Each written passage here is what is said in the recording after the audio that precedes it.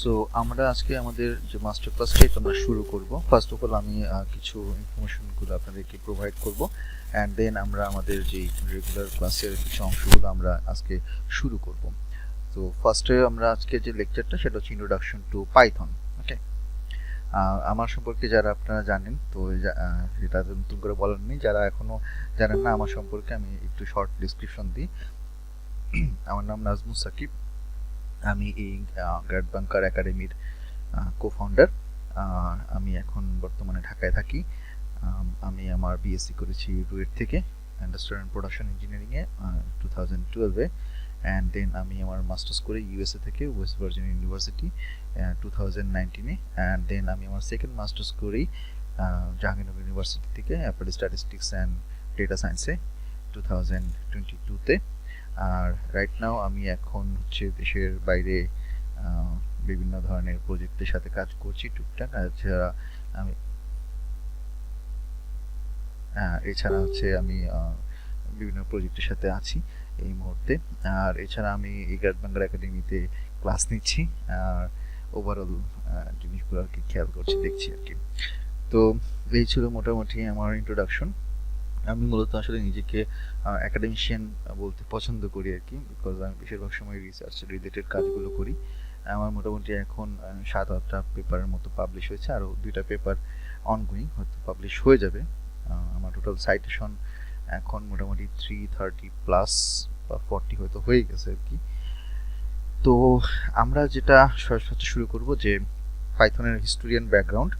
তো পাইথনটা আসলে কি, এইটা মূলত এই নামটা দিয়েছেন বা এটা ইনভেন্ট করেছেন একজন কম্পিউটার সায়েন্টিস্ট বা হচ্ছে একজন কম্পিউটার সায়েন্সের একজন পার্সন, যার নাম হচ্ছে Guido van Rossum in 1991। So Python এই ল্যাঙ্গুয়েজটা সবার আগে ফার্স্ট ইন্ট্রোডাকশন করা হয়েছে 1991-এ। তো আচ্ছা, আপনাদের মধ্যে যারা আছেন এখানে, হ্যাঁ, যারা পাইথন নিয়ে টুকটাক কাজ করেন বা হয়তো করতে চাচ্ছেন আর কি, আপনারা আমাকে একটু কাইন্ডলি হচ্ছে যে কোনো একজন মানে হাত তুললে আমি বুঝতে পারবো আর কি। ধরেন এখানের মধ্যে আপনারা 12-13 জনের মতো আছেন। আপনারা কতজন এটা জানেন যে বা এটা আপনারা শুনছেন যে পাইথন প্রোগ্রামিং ল্যাঙ্গুয়েজে যে পাইথন শব্দটা, এটা পাইথন যে সাপ সেখান থেকে আসছে? একটু হাত তুলবেন কি যে আপনারা এটা এই ব্যাপারটা জানেন বা এই ব্যাপারে শুনেছেন?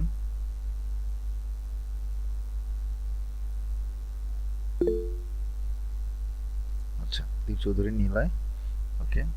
আর কেউ? আচ্ছা, আর কেউ নাই হয়তো। ওকে, সো ঠিক আছে। পাইথন প্রোগ্রামিং যে ল্যাঙ্গুয়েজ, এই নামটা এইটা আসলে পাইথন সাপের সাথে কোনোভাবেই কানেক্টেড না। এটা আপনারা হয়তো অনেক জায়গায় দেখবেন যে বিভিন্ন জায়গায় অনেকে হচ্ছে বিভিন্ন লোগো, পাইথন সাপের লোগো ইউজ করে, কিন্তু আসলে অ্যাকচুয়ালি এইটা কোনো সাপের নাম পাইথন থেকে আসেনি। এটা একটা ব্রিটিশ কমেডি সিরিজ ছিল, এটা মন্টি পাইথন। তো এটা ইউটিউবে দেখলে আপনি দেখবেন যে ইউটিউবে মন্টি পাইথন, এটা একটা কমেডি সিরিজ, ওখান থেকে এটা বেসিক্যালি হচ্ছে গুইডো ভ্যান রুসম এই ভদ্রলোকের ফেভারিট একটা প্রোগ্রাম ছিল। তো উনি আর কি সেখান থেকে পাইথন শব্দটা আর কি এখান থেকে মূলত নিয়েছেন। তো মন্টি পাইথনের ফ্লাইং সার্কাস নামে হচ্ছে একটা শো আছে, ওই শো থেকে আসলে নামটা নেওয়া। এটা আসলে অনেকে মিসআন্ডারস্টুড হয় বা এই জিনিসটা সম্পর্কে অনেকে জানে না।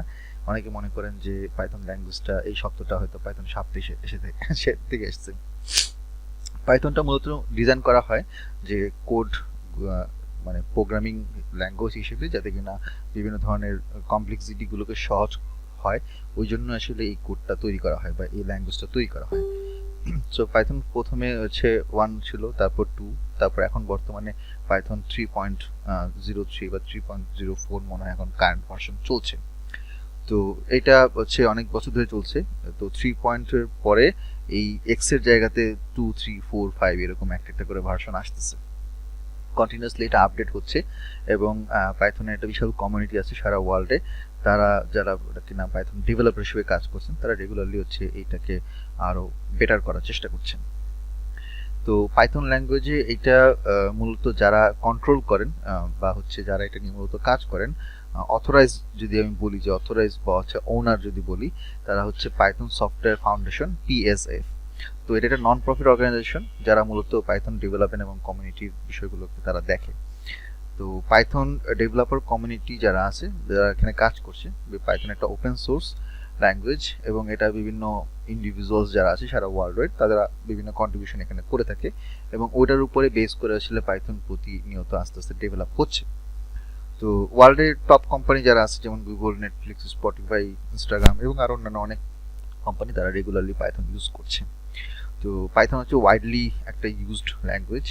আর অনেক ল্যাঙ্গুয়েজ আছে, বাট পাইথন ল্যাঙ্গুয়েজটার রিডেবিলিটি বা এটার স্ক্যালেবিলিটি হচ্ছে বেশ অনেক হাই, এবং এইটার আসলে ইউজেসটা বা এটার যে অ্যাপ্লিকেশন এরিয়াটা অনেক বেশি হওয়ার কারণে প্রায় সব ক্ষেত্রেই আসলে এই পাইথন প্রোগ্রামিং ল্যাঙ্গুয়েজটা ওয়াইডলি ইউজ করা হয়। তো বিভিন্ন গ্লোবাল কমিউনিটির মধ্যে আমরা দেখি যে বিভিন্ন ধরনের মিট আপস, হ্যাকাথন এবং অনলাইন ফোরামে পাইথন লার্নিং এর অনেক কোলাবোরেটিভ এনভায়রনমেন্ট আমরা দেখতে পাই কমিউনিটি হিসেবে। পাইথনটা কেন ইজি, বা পাইথনটা আসলে কি, বা পাইথনটা আসলে শিখতে আমরা এটাকে কেন চুজ করেছি? তো পাইথন হচ্ছে একটা হাই লেভেল জেনারেল পারপাস একটা প্রোগ্রামিং ল্যাঙ্গুয়েজ, এবং জেনারেল পারপাস হওয়ার সুবিধার্থে যে জিনিসটা হয় যে কোনো ধরনের পারপাসে আমরা পাইথনটাকে ইউজ করতে পারি। তো এটা আসলে খুবই সিম্পল, এবং এটা খুব readable. It's known for simplicity and readability, কারণ এটা সহজেই বোঝা যায়, আন্ডারস্ট্যান্ডেবল। অন্যান্য প্রোগ্রামিং ল্যাঙ্গুয়েজের মতন খুব কাঠখোট্টা টাইপের শব্দ এখানে ইউজ করা হয় না, এবং এখানে বেশিরভাগ শব্দগুলোই বা যে ধরনের ফাংশন বা যে ধরনের নামগুলো আমরা ইউজ করে থাকি বিভিন্ন ফাংশনের ক্ষেত্রে বা বিভিন্ন সিনট্যাক্সের ক্ষেত্রে, all of these are quite relevant in our present world. আমরা আমাদের প্রতিদিন দিনকে দিন যে ধরনের রেগুলার লাইফে যে ধরনের ওয়ার্ডগুলো ইউজ করি ওই ধরনের ওয়ার্ডগুলোর আসলে এখানে ব্যাপক পরিমাণ ব্যবহার দেখা যায়। তো এই জন্য আসলে পাইথনটা এটা ইজি টু লার্ন, এবং এটা খুবই ভার্সেটাইল। এটা আপনার ওয়েব ডেভেলপমেন্ট থেকে শুরু করে data analysis, artificial intelligence, automation প্রায় সব জায়গাতেই এটার কাজ হয়। যেটা বলছিলাম যে পাইথন হচ্ছে এটা ইংলিশ লাইক সিনট্যাক্স। সো এটা সিনট্যাক্সের যে সকল গ্রামার, যদি আমরা বলি যে কোনো জিনিসের একটা গ্রামার থাকে, তো পাইথনের গ্রামারটা হচ্ছে খুবই ইংলিশ ল্যাঙ্গুয়েজ বা ইংলিশ ওয়ার্ডের সাথে খুবই রিলেভেন্ট। তো এইটা যেটা হয় যে এটা একটা প্রথম সুবিধা পাইথনটা সহজে শেখার জন্য বা জানার জন্য এবং বুঝার জন্য। দ্বিতীয় যেটা হচ্ছে যে অন্যান্য ল্যাঙ্গুয়েজের থেকে লেস লাইন দিয়ে বা কম সংখ্যক লাইন দিয়ে আমরা হচ্ছে যে কোনো কাজ এক্সিকিউট করতে পারি। ধরা যাক আমি যদি এটা জাভা বা সি প্লাস প্লাসের কথা বলি, যে কোনো একটা পার্টিকুলার কোনো একটা অবজেক্টিভ বা কোনো একটা কাজ করার জন্য ধরা যাক 50 লাইনে যদি একটা কোড লিখতে হয় সি প্লাস প্লাস অথবা জাভাতে, তাহলে সেক্ষেত্রে পাইথনে সেই লাইন অফ কোড বা ওই ঠিক অপারেশনটা করার জন্য জাস্ট 10 থেকে 12 লাইনের কোড দিয়ে আমরা করতে পারি। জিনিসটা এতটাই ইজি। এবং পাইথনের প্রোগ্রামিং ল্যাঙ্গুয়েজে আরেকটা বড় সুবিধা হচ্ছে যে এটা বিভিন্ন ধরনের ডোমেইনের সাথে কানেক্ট করা যায়, বিভিন্ন ধরনের অন্যান্য যেই টেকনিক্যাল যে সকল জায়গাগুলো আছে সেগুলোর সাথে সহজেই এটাকে মার্চ করা যায়। যেমন আপনারা হয়তো রিসেন্টলি হয়তো শুনছেন অথবা শুনেন কিনা আমি জানি না, কয়েক মাস না, বেশি অনেকদিন হয়ে গেছে, 6-7 মাস আগে একটা হচ্ছে আপনার মাইক্রোসফট কমিউনিটি থেকে জানানো হয়েছে যে এক্সেল, তারপর আপনার ওয়ার্ড, হ্যাঁ এইসব জায়গায় মানে ওদের যে আপনার ইয়েটা আছে অফিস স্যুট যেটা আমরা বলে থাকি, এক্সেল, ওয়ার্ড বা পাওয়ার পয়েন্ট অন্যান্য যেগুলো, এগুলোতে পাইথন ইন্টিগ্রেটেড হচ্ছে। তো এই ইন্টিগ্রেট হওয়াটা কিন্তু একটা বড় ধরনের একটা স্টেপ। কেন স্টেপ? কারণ হচ্ছে আগে হচ্ছে নর্মাল এক্সেলে আমরা যে কাজগুলো করতাম, যদি এখানে পাইথনটাকে ইনক্লুড করা হয় তাহলে এক্সেলের যেই মানে স্কেলেবিলিটি আরও কয়েক গুণ হারে বেড়ে যায়, এবং যার কারণে তখন দেখা যাবে যে ইন ফিউচারে যে এক্সেলটা জানলেই হয় না, এক্সেলের সাথে যে পাইথনটা ইনক্লুডেড, সো পাইথনটার ইউজ আমাকে জানতে হয়, ওই ল্যাঙ্গুয়েজটা জানতে হয়। তো এমন যদি হয় যে নিয়ার ফিউচার আমরা হয়তো দেখতে পারি যে এক্সেল কোনো কোম্পানিতে হয়তো চাচ্ছে যে এক্সেল এক্সপার্ট, এখন এক্সেল এক্সপার্ট বলতে কিন্তু ওই এক্সেলে জাস্ট শর্টকাট টুলস জানা লোক হয় যে থাকলেই যে সে এক্সপার্ট হবে তা কিন্তু না। তো ওখানে তারা এটাই মিন করে যে এক্সেল শুধুমাত্র এখানে যে কাজগুলো বর্তমানে আমরা জানি যেগুলো আমরা করি, এক্সেল বলেন, গুগল শিট বলেন, লুকার বা অন্যান্যগুলো, তার সাথে পাইথন ইন্টিগ্রেটেড করে যারা কাজ করতে পারে তাদের ডিমান্ডটা তখন আরও বাড়বে। সো এইরকম আর অন্যান্য প্ল্যাটফর্মের সাথে, অন্যান্য ল্যাঙ্গুয়েজের সাথে বা অন্যান্য টেকনিক্যাল যেসব বিষয়গুলো আছে এগুলোর সাথে আসলে সহজেই পাইথনকে ইন্টিগ্রেট করা যায়। তো ওয়েব ডেভেলপমেন্টের সাথে যদি বলেন তাহলে ওয়েবসাইট সার্ভার থেকে শুরু করে আপনার ডেটা অ্যানালাইসিস, এআই রিলেটেড যেই সকল আপনার যে সফটওয়্যার বা টুলসগুলো আছে বা রোবোটিক্স আছে, বা ধরেন আপনার এখন যেই সকল অটোমেশন করা হচ্ছে বা অটোমেটেড যে সকল গাড়ি বলেন অথবা ড্রোন বলেন বা যে সকল টেকনোলজি আমরা দেখতেছি সবগুলোর সাথেই পাইথন ল্যাঙ্গুয়েজকে সহজেই কানেক্ট করা যায়। তো পাইথন এমন একটা ল্যাঙ্গুয়েজ যেটা শিখলে আপনার অন্যান্য অনেকগুলো সাইট কাভার হয়ে যায়। এটা গেল হচ্ছে আমরা পাইথন কেন ইজি এবং জিনিসটা আসলে সুবিধা কি জিনিসগুলো আমরা একটু বুঝলাম।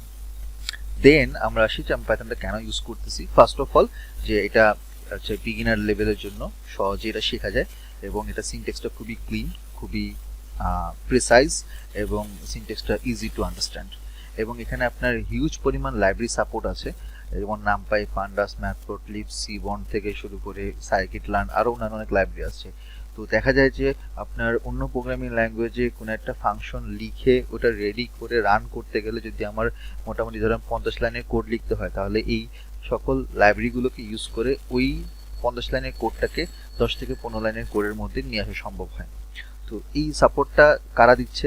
যারা কিনা আপনার পাইথন কমিউনিটিতে আছে, যেহেতু এটা ওপেন সোর্স, তো যারা পাইথন ডেভেলপার তারা রেগুলারলি আপডেট করতেছে এবং আপডেট করার মানেই হচ্ছে যে নিত্য নতুন জিনিসগুলো আরও সামনে আসতেছে বা এগুলো আরও ডেভেলপ হচ্ছে, আপডেট হচ্ছে। আজ থেকে 10-15 বছর আগে নামপাই, পান্ডাস, ম্যাটপ্লটলিব যেটা ছিল সেটা কিন্তু এখন আরও আপডেট হয়ে গেছে। আবার দেখা যাচ্ছে যে এইগুলো হচ্ছে আমাদের কোর লাইব্রেরি। এই কোর লাইব্রেরিগুলোর সাথে অন্যান্য যে আপগ্রেডেড লেভেল, আপার লেভেলের লাইব্রেরিগুলো আছে সেগুলো ধীরে ধীরে আস্তে আস্তে আরও ডেভেলপ হচ্ছে। সো পাইথনের কোনো একটা প্রবলেম হলে সেটার সলভ করার জন্য এটার যে ট্রাবল শুটিং এবং কোলাবোরেশনের জন্য হিউজ পরিমাণ একটা বড় একটা কমিউনিটি আছে। সেই কমিউনিটি থেকে কেউ সহজেই যে কেউ প্রবলেম সলভ করে নিয়ে আসতে পারে। এবং ছোট এটা হচ্ছে লিখতে ইজি হওয়ার কারণে দেখা যায় অনেক লার্জ সিস্টেম স্কেলে এটা ইউজ করা যায়। যেমন ধরেন আমি যদি বলি যে আজ থেকে ধরেন 30-40 বছর আগে যখন প্রোগ্রাম লেখা হতো, তখন ওই প্রোগ্রামটা ধরেন একটা ফ্লপি ডিস্ক অথবা ধরেন একটা হার্ড ডিস্ক বা ধরেন এরকম যেই ইয়াগুলো আছে আপনার হার্ডওয়্যারগুলো আছে, এগুলো তো সফটওয়্যার লিখতে গেলে হাজার হাজার লাখ লাখ লাইনের কোড লিখতে হতো। ওই সকল জিনিসগুলোকে দেখা যাচ্ছে যে এখন অনেক সহজেই কম লাইনের কোড দিয়ে করা যাচ্ছে। তো দেখা যাচ্ছে যে একটা কোডের ফাইল ধরেন আমি যদি বলি যে 1 জিবির একটা ফাইল যদি হয় অন্য ল্যাঙ্গুয়েজের ক্ষেত্রে, সে পুরো ফাইলটা বা পুরো সিস্টেমটা সফটওয়্যারটা ওইটাকে যখন আমরা পাইথন দিয়ে করি বা যদি পাইথন এখানে ইন্টিগ্রেট করি, তাহলে এটা ধরেন আপনার 200 এমবির একটা সফটওয়্যারে পরিণত হয়ে যায়। তো যারা কিনা সফটওয়্যার ডেভেলপার হিসেবে কাজ করে তাদের জন্য পাইথন শেখাটা অনেক জরুরি, কারণ তার মাধ্যমে আপনারা মানে তারা কি করে যে ওই যত এটাকে কম ছোট আকারে আনা যায়, যত কম্প্যাক্ট করা যায় তত হচ্ছে বেটার। তো মেমোরিটাও কম খাবে, লোড হইতে কম সময় নিবে এবং কাজটাও খুব দ্রুত হবে। এই সকল বিষয়গুলো যদি আমরা চিন্তা করি তাহলে এটা একটা বড় অ্যাডভান্টেজ। বিভিন্ন পপুলার ইউজ কেসগুলো যদি আমরা দেখি, ওয়েব ডেভেলপমেন্টে জ্যাঙ্গো, ফ্লাস্ক এগুলোর সাথে পাইথন কানেক্ট করা যাচ্ছে খুব ইজিলি। ডেটা সায়েন্স এবং এটার সাথে মেশিন লার্নিং, ডিপ লার্নিং সহ অন্যান্য যে সকল অ্যাডভান্স এআই টুলসগুলো আছে বা এটার ব্যাক এন্ডের যেই প্রোগ্রামিং ল্যাঙ্গুয়েজগুলো আছে, ফাংশনগুলো আছে, এইসব জায়গায় আমরা scikit-learn, টেনসরফ্লো এই পপুলার লাইব্রেরিগুলো ইউজ করি। অটোমেশন এবং স্ক্রিপ্টিং এর ক্ষেত্রে আমরা ইউজ করি। তো এই জিনিসটা যদি আমরা বুঝে থাকি এতক্ষণ আমি যা বললাম, তাহলে সেই ক্ষেত্রে আমরা এটা বলতে পারি যে আমাদের এখন পাইথনটা শেখা খুবই জরুরি, কারণ ইন্ডাস্ট্রিতে বিভিন্ন ডিমান্ড রয়েছে পাইথনের। এখন ধরেন প্রতিনিয়ত জিনিসগুলো তো আসলে ডেভেলপ হচ্ছে, আপডেট হচ্ছে। আজ থেকে 10-15 বছর আগেও দেখা যেত জবের ক্ষেত্রে শুধুমাত্র মাইক্রোসফট ওয়ার্ড, এক্সেল এটা পারলেই বা পাওয়ার পয়েন্ট জানলেই হয়ে যায়। এখন কিন্তু ওই জিনিসটা নাই। এখন কোম্পানি দেখা যাচ্ছে বর্তমান সময়ের ইন্ডাস্ট্রি কোম্পানি বা এই ধরনের বড় অর্গানাইজেশনগুলো তারা আরও হিউজ লেভেলের কাজ যখন করতে হয়, হিউজ পরিমাণ ডেটা নিয়ে কাজ করতে হয়, তখন এই ডেটাগুলোকে সহজে কাজ করার জন্য, কোড লেখার জন্য পাইথনটাকে সবাই বেছে নেয়। কারণ ওই যে একটাই রিজন যে পাইথনটা আমি কম কম লাইনের কোড দিয়ে সহজে আমি এক্সিকিউট করতে পারছি, বিভিন্ন কাজগুলো করতে পারছি। এটা বিগিনার ফ্রেন্ডলি। অন্য প্রোগ্রামিং ল্যাঙ্গুয়েজ শিখতে যদি আপনার 6 মাস লাগে, পাইথন প্রোগ্রামিং শিখতে আপনার লাগবে 1 মাস। এবং যেহেতু এই লাইব্রেরিগুলো খুবই পাওয়ারফুল, সেই কারণে দেখা যাচ্ছে যে আপনার ওই কম সময়ের মধ্যে আপনি একটা প্রজেক্ট দাঁড় করাতে পারবেন এবং প্রজেক্টগুলো আপনি একটু অ্যাডভান্স লেভেলেও আপনি আস্তে আস্তে নিয়ে যেতে পারবেন। এছাড়া data analytics, AI, cyber security সহ অন্যান্য অনেক জায়গাতে আমার পাইথন ইউজ করতে হচ্ছে, যার কারণে আমার এখন পাইথন অবশ্যই এখন শেখা উচিত। এটা একটা কাইন্ড অফ বর্তমানের টেক জগতে একটা ক্রাইং নিড হয়ে গেছে, যেটা ছাড়া আসলে আপনি কোনোভাবে আগাতে পারবেন না। আমরা আমাদের এই কোর্সের মধ্যে যেগুলো শিখবো, আমি যদি একটা আউটলাইন আপনাদেরকে বলি, আমরা পাইথনের বেসিক দিয়ে শুরু করব। এটার বিভিন্ন সিনট্যাক্স স্ট্রাকচার দেখব।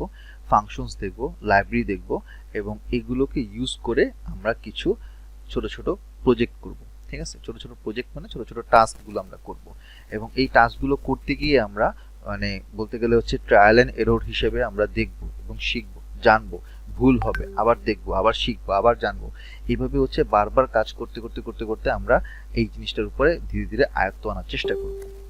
এবং যখন আমরা ছোট ছোট টাস্কগুলো করা শুরু করব, ধরেন আমি যদি একটা ছোট টাস্ক আজকে করি, কালকে একটা করি, এক সপ্তাহ পরে আরেকটা করি, 10 দিন পরে একটা করি, এইভাবে যখন আমি হচ্ছে ছোট ছোট টাস্কগুলো করব, এই টাস্কগুলো দেখা যাবে যে আলটিমেটলি একটা বড় প্রজেক্ট সলভ করতে গিয়ে আমাকে হেল্প করবে। তার মানে এই ছোট ছোট বিন্দু বিন্দু যে বালিকণাগুলো আছে এটা বড় হয়ে একটা সাগরের মতো হয়ে যাবে। তখন আপনার দেখা যাবে যে একটা প্রজেক্ট কমপ্লিট করতে গেলে আপনার বিভিন্ন স্টেপে, বিভিন্ন ধাপে যে কাজগুলো করার প্রয়োজন, তখন আপনার মনে করবে যে আচ্ছা এই কাজটার জন্য তো আমি এই ধরনের কোড ইউজ করছি, বা এই জায়গাটা আমি এই কাজটা করছিলাম, সেটাকে আপনি আপনার প্রজেক্টের মধ্যে ইনক্লুড করতে পারবেন। তো এইটাই হচ্ছে আমাদের মানে লার্নিং এর মূল অবজেক্টিভ। আমি মূলত দীর্ঘদিন ধরে যেহেতু কোর্স করাচ্ছি, এই যে একটু আগে যেটা বললো আর কি, তো তাকবীর যেটা বললো যে আমি ওদের সাথে আমি কোর্স নিয়েছিলাম মানে 2022-এর শুরুর দিকে। তো তার আগে থেকে আমি যেহেতু কোর্স করাচ্ছি, এবং আমার মূলত এখানের মধ্যে যে লার্নিং যে সকল মানে লার্নিং আইডিয়াটা বা যেটা আমি ফলো করি, আমার যে ফিলোসফি, সেটা হচ্ছে যে প্রত্যেকটা জিনিসের প্রথমে আসলে আমাদের একটা বেসিক ফান্ডামেন্টাল জিনিস শেখা উচিত, ফান্ডামেন্টাল বিষয়গুলো জানা উচিত। এটার একটা গ্রামার থাকে, সেই গ্রামারটা বোঝা উচিত। তো দেখা যায় যে আপনি যদি কোনো একটা ধরেন আপনি এসে লিখতে চান, একটা রচনা লিখতে চান, একটা ভাব সম্প্রসারণ লিখতে চান, তো এই ভাব সম্প্রসারণ আপনি কোনো একটা ক্লাস 1, 2, 3 বাচ্চাকে দিলে সে পারবে না। কারণ কি? কারণ সে ওই ম্যাচিউরড লেভেল পর্যন্ত যায় না যে সে একটা বড় রচনা, একটা এসে সে লিখতে পারবে। তো আমরা কি করি কি, আমরা ফার্স্টে অক্ষর জ্ঞানগুলো শেখাই, ফার্স্টে লেটার শিখি, সেখান থেকে আমরা ওয়ার্ড শিখি, ওয়ার্ড তৈরি করা শিখি, ওয়ার্ডের মিনিংগুলো আমরা শিখি, সেগুলো মুখস্থ করি, জানি, বুঝি, ছবির মাধ্যমে আমরা দেখি, হ্যাঁ, আমরা বইতে পড়ি আমরা। তো তারপরে সেখান থেকে আমরা অনেকগুলো ওয়ার্ড দিয়ে কি হয়, আমাদের পার্টস অফ স্পিচ হয়, সেখান থেকে একটা সেন্টেন্স তৈরি হয়, এরকম মাল্টিপল সেন্টেন্স দিয়ে একটা প্যারাগ্রাফ হয়, এরকম আরও 4-5টা প্যারাগ্রাফ দিয়ে আমার একটা এসে হয়। সো বিষয়টা আপনি খেয়াল করেন, আমি যদি এটাকে ব্রেকডাউন করি একটা এসে, সেই এসের মধ্যে আমার অনেকগুলো এরকম ছোট ছোট প্যারাগ্রাফ থাকবে, এই প্যারাগ্রাফের মধ্যে আবার কি থাকবে, ছোট ছোট এরকম সেন্টেন্স থাকবে। এই সেন্টেন্সটাকে যদি আমরা ব্রেকডাউন করি, আমার ছোট ছোট এখানের মধ্যে ওয়ার্ড থাকবে, এই ওয়ার্ডটাকে ব্রেকডাউন করে আমার ছোট ছোট এখানের মধ্যে লেটার থাকবে। তার মানে আপনি যত ভেঙে কাজ করবেন তত আপনার জন্য সুবিধা, যত আপনি রুট লেভেল থেকে আপনি কাজ করবেন তত আপনার জন্য সুবিধা, আপনার জন্য শিখতে সুবিধা।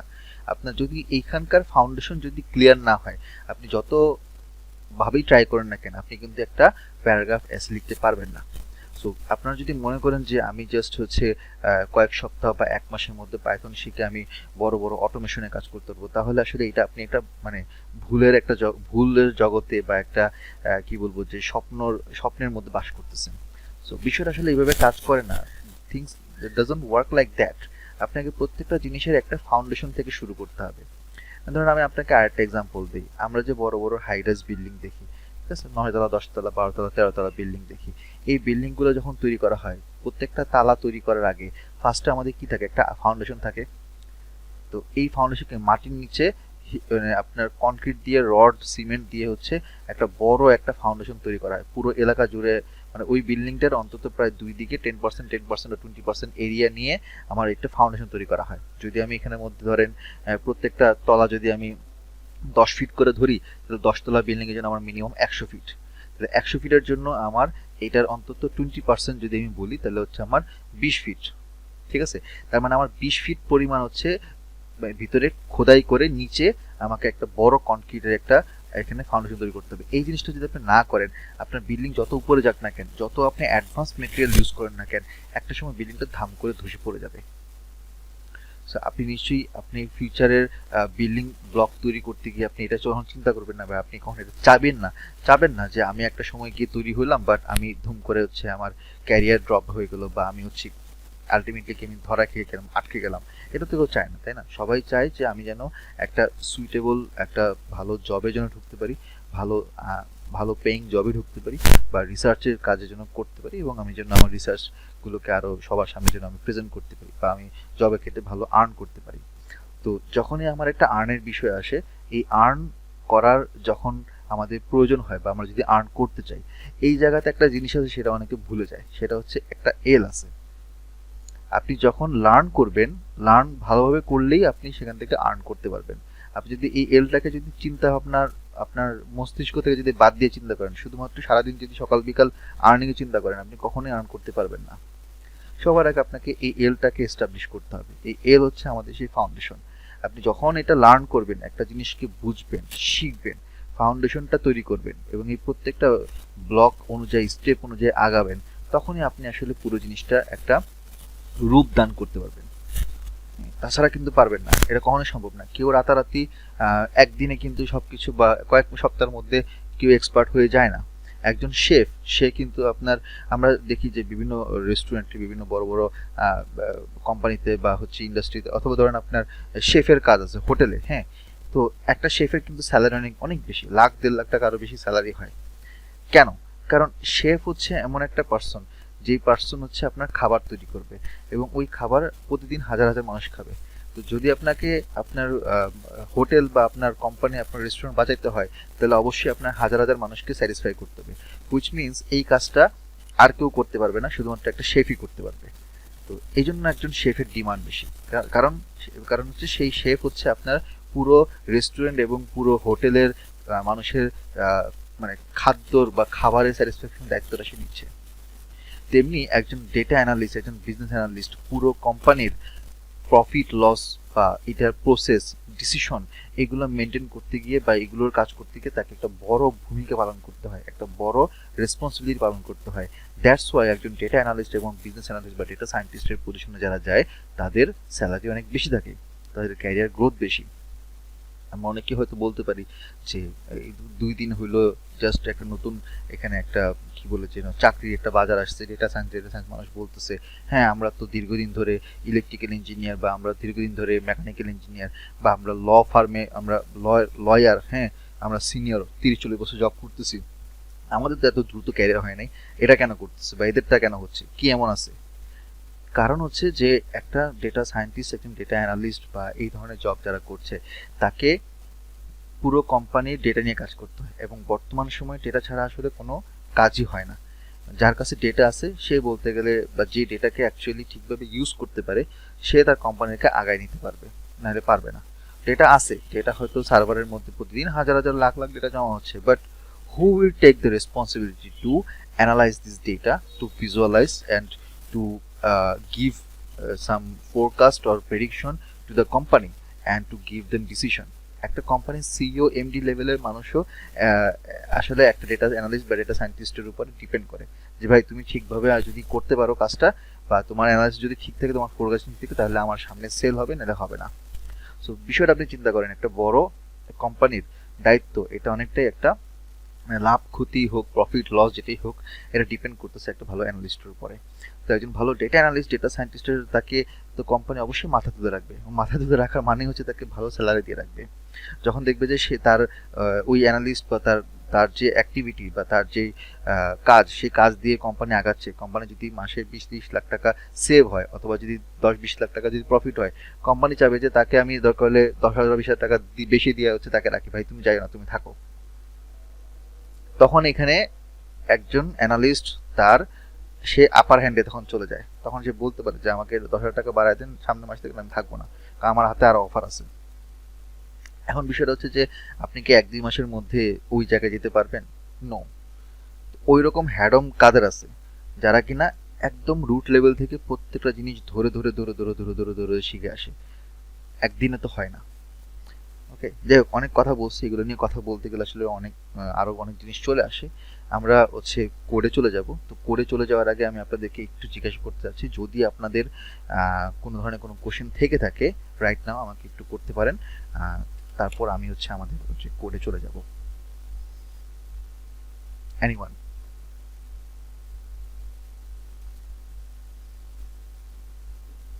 কারো কোনো কোশ্চেন নাই?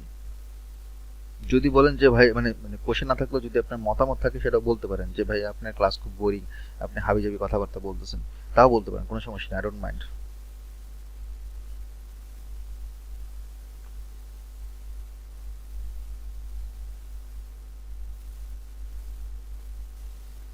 নেটে কানেকশন কি আছে, বা আমি এতক্ষণ ধরে যে কথা বলছি সেটা কি আপনারা শুনতেছিলেন? হ্যাঁ ভাই, আমরা শুনতেছিলাম।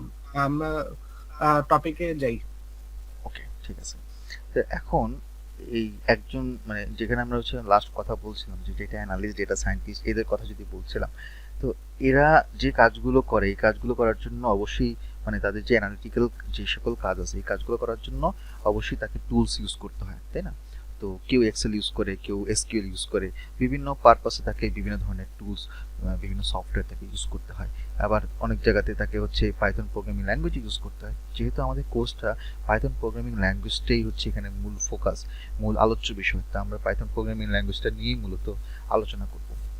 তো পাইথন প্রোগ্রামিং ল্যাঙ্গুয়েজ আমরা এটা তো হচ্ছে মানে এটা যদি এটা একটা কোড, এখানে আমরা কোড করতেছি, তো এই কোড লেখার জন্য আমার কোনো একটা জায়গা দরকার।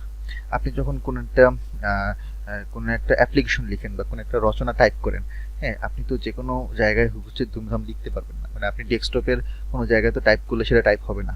আপনাকে অবশ্যই একটা মাইক্রোসফট ওয়ার্ড নামে একটা সফটওয়্যারে লিখতে হবে, ওইখানেই জমা থাকবে এবং ওইখান থেকে আপনি প্রিন্ট করবেন, তাই না? অথবা আপনি টিএক্সটি ফরম্যাটে লিখবেন। বা আপনি যদি কোনো একটা অ্যানালাইসিস করতে চান বা একটা ফাংশন তৈরি করতে চান বা যোগ বিয়োগ সিম্পল কিছু অ্যাভারেজ বের করতে চান বা আপনার কোম্পানির ডেটা নিয়ে কাজ করতে চান, আপনি তো এই কাজটা মাইক্রোসফট ওয়ার্ডে করবেন না। আপনি কোথায় করবেন? আপনি এক্সেলে করবেন। তো আপনার যে কাজগুলো করার জন্য আমার অবশ্যই কোনো একটা পার্টিকুলার একটা জায়গা লাগবে, একটা সফটওয়্যার লাগবে বা একটা আইডিই লাগবে, যেটাকে আমরা বলে থাকি ইন্টিগ্রেটেড ডেভেলপমেন্ট এনভায়রনমেন্ট। তো আপনার একটা এনভায়রনমেন্ট লাগবে যে এনভায়রনমেন্টে আপনি মূলত কাজটা করবেন, অ্যানালিটিক্যাল কাজটা করবেন, কোডিং এর কাজটা করবেন।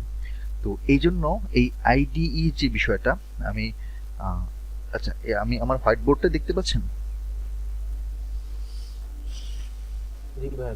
আচ্ছা, আইডিই এটার ফুল মিনিং হচ্ছে ইন্টিগ্রেটেড ডেভেলপমেন্ট এনভায়রনমেন্ট। তো এইটা হচ্ছে একটা এনভায়রনমেন্ট, যে এনভায়রনমেন্টে আমি মূলত হচ্ছে আমার কোডগুলো লিখবো। তো এই এনভায়রনমেন্টটা অনেকগুলো বিভিন্ন ধরনের এনভায়রনমেন্ট আমরা দেখি। আমি আপনাদেরকে একটু পরে বলতেছি যে এই এনভায়রনমেন্টটা আসলে কি এবং এই এনভায়রনমেন্টটা কারা মূলত তৈরি করছে বা কাদের কাছ থেকে আমাকে এই এনভায়রনমেন্ট বা এই সফটওয়্যার অথবা এই প্ল্যাটফর্মটা নিতে হলে সেই জিনিসটা নিয়ে আমরা আলোচনা করি। সো আমি আপনাদেরকে এখান থেকে লিখে না দিয়ে আমি আপনাকে একটা কাজ করি, আপনাকে আমি সহজভাবে হচ্ছে একদম রিয়েল লাইফ হচ্ছে মানে এক্সাম্পল দিয়ে দেখাই। হ্যাঁ, মানে আমি আমি যেটা করি যে আমার প্রথম দিকে ক্লাসে যেটা করি যে আমার স্টুডেন্টদেরকে হচ্ছে আমি এইভাবে স্লাইড না দেখিয়ে বা ধরেন আপনার এখানের মধ্যে না লিখে আমি কিছু জিনিস হচ্ছে সরাসরি অনলাইন থেকে হচ্ছে আপনাদেরকে লাইভে দেখাবো, যাতে কিনা আপনারা নিজেরা বুঝতে পারবেন যে কোনো একটা জিনিস নিয়ে কাজ করতে গেলে, ঘাটাঘাটি করতে গেলে আমরা কিভাবে জিনিসটাকে সার্চ করি। তো এই যে আমি আইডির কথাটা বললাম, তাহলে আমরা একটু আইডি সম্পর্কে বুঝি, আইডিটা কি।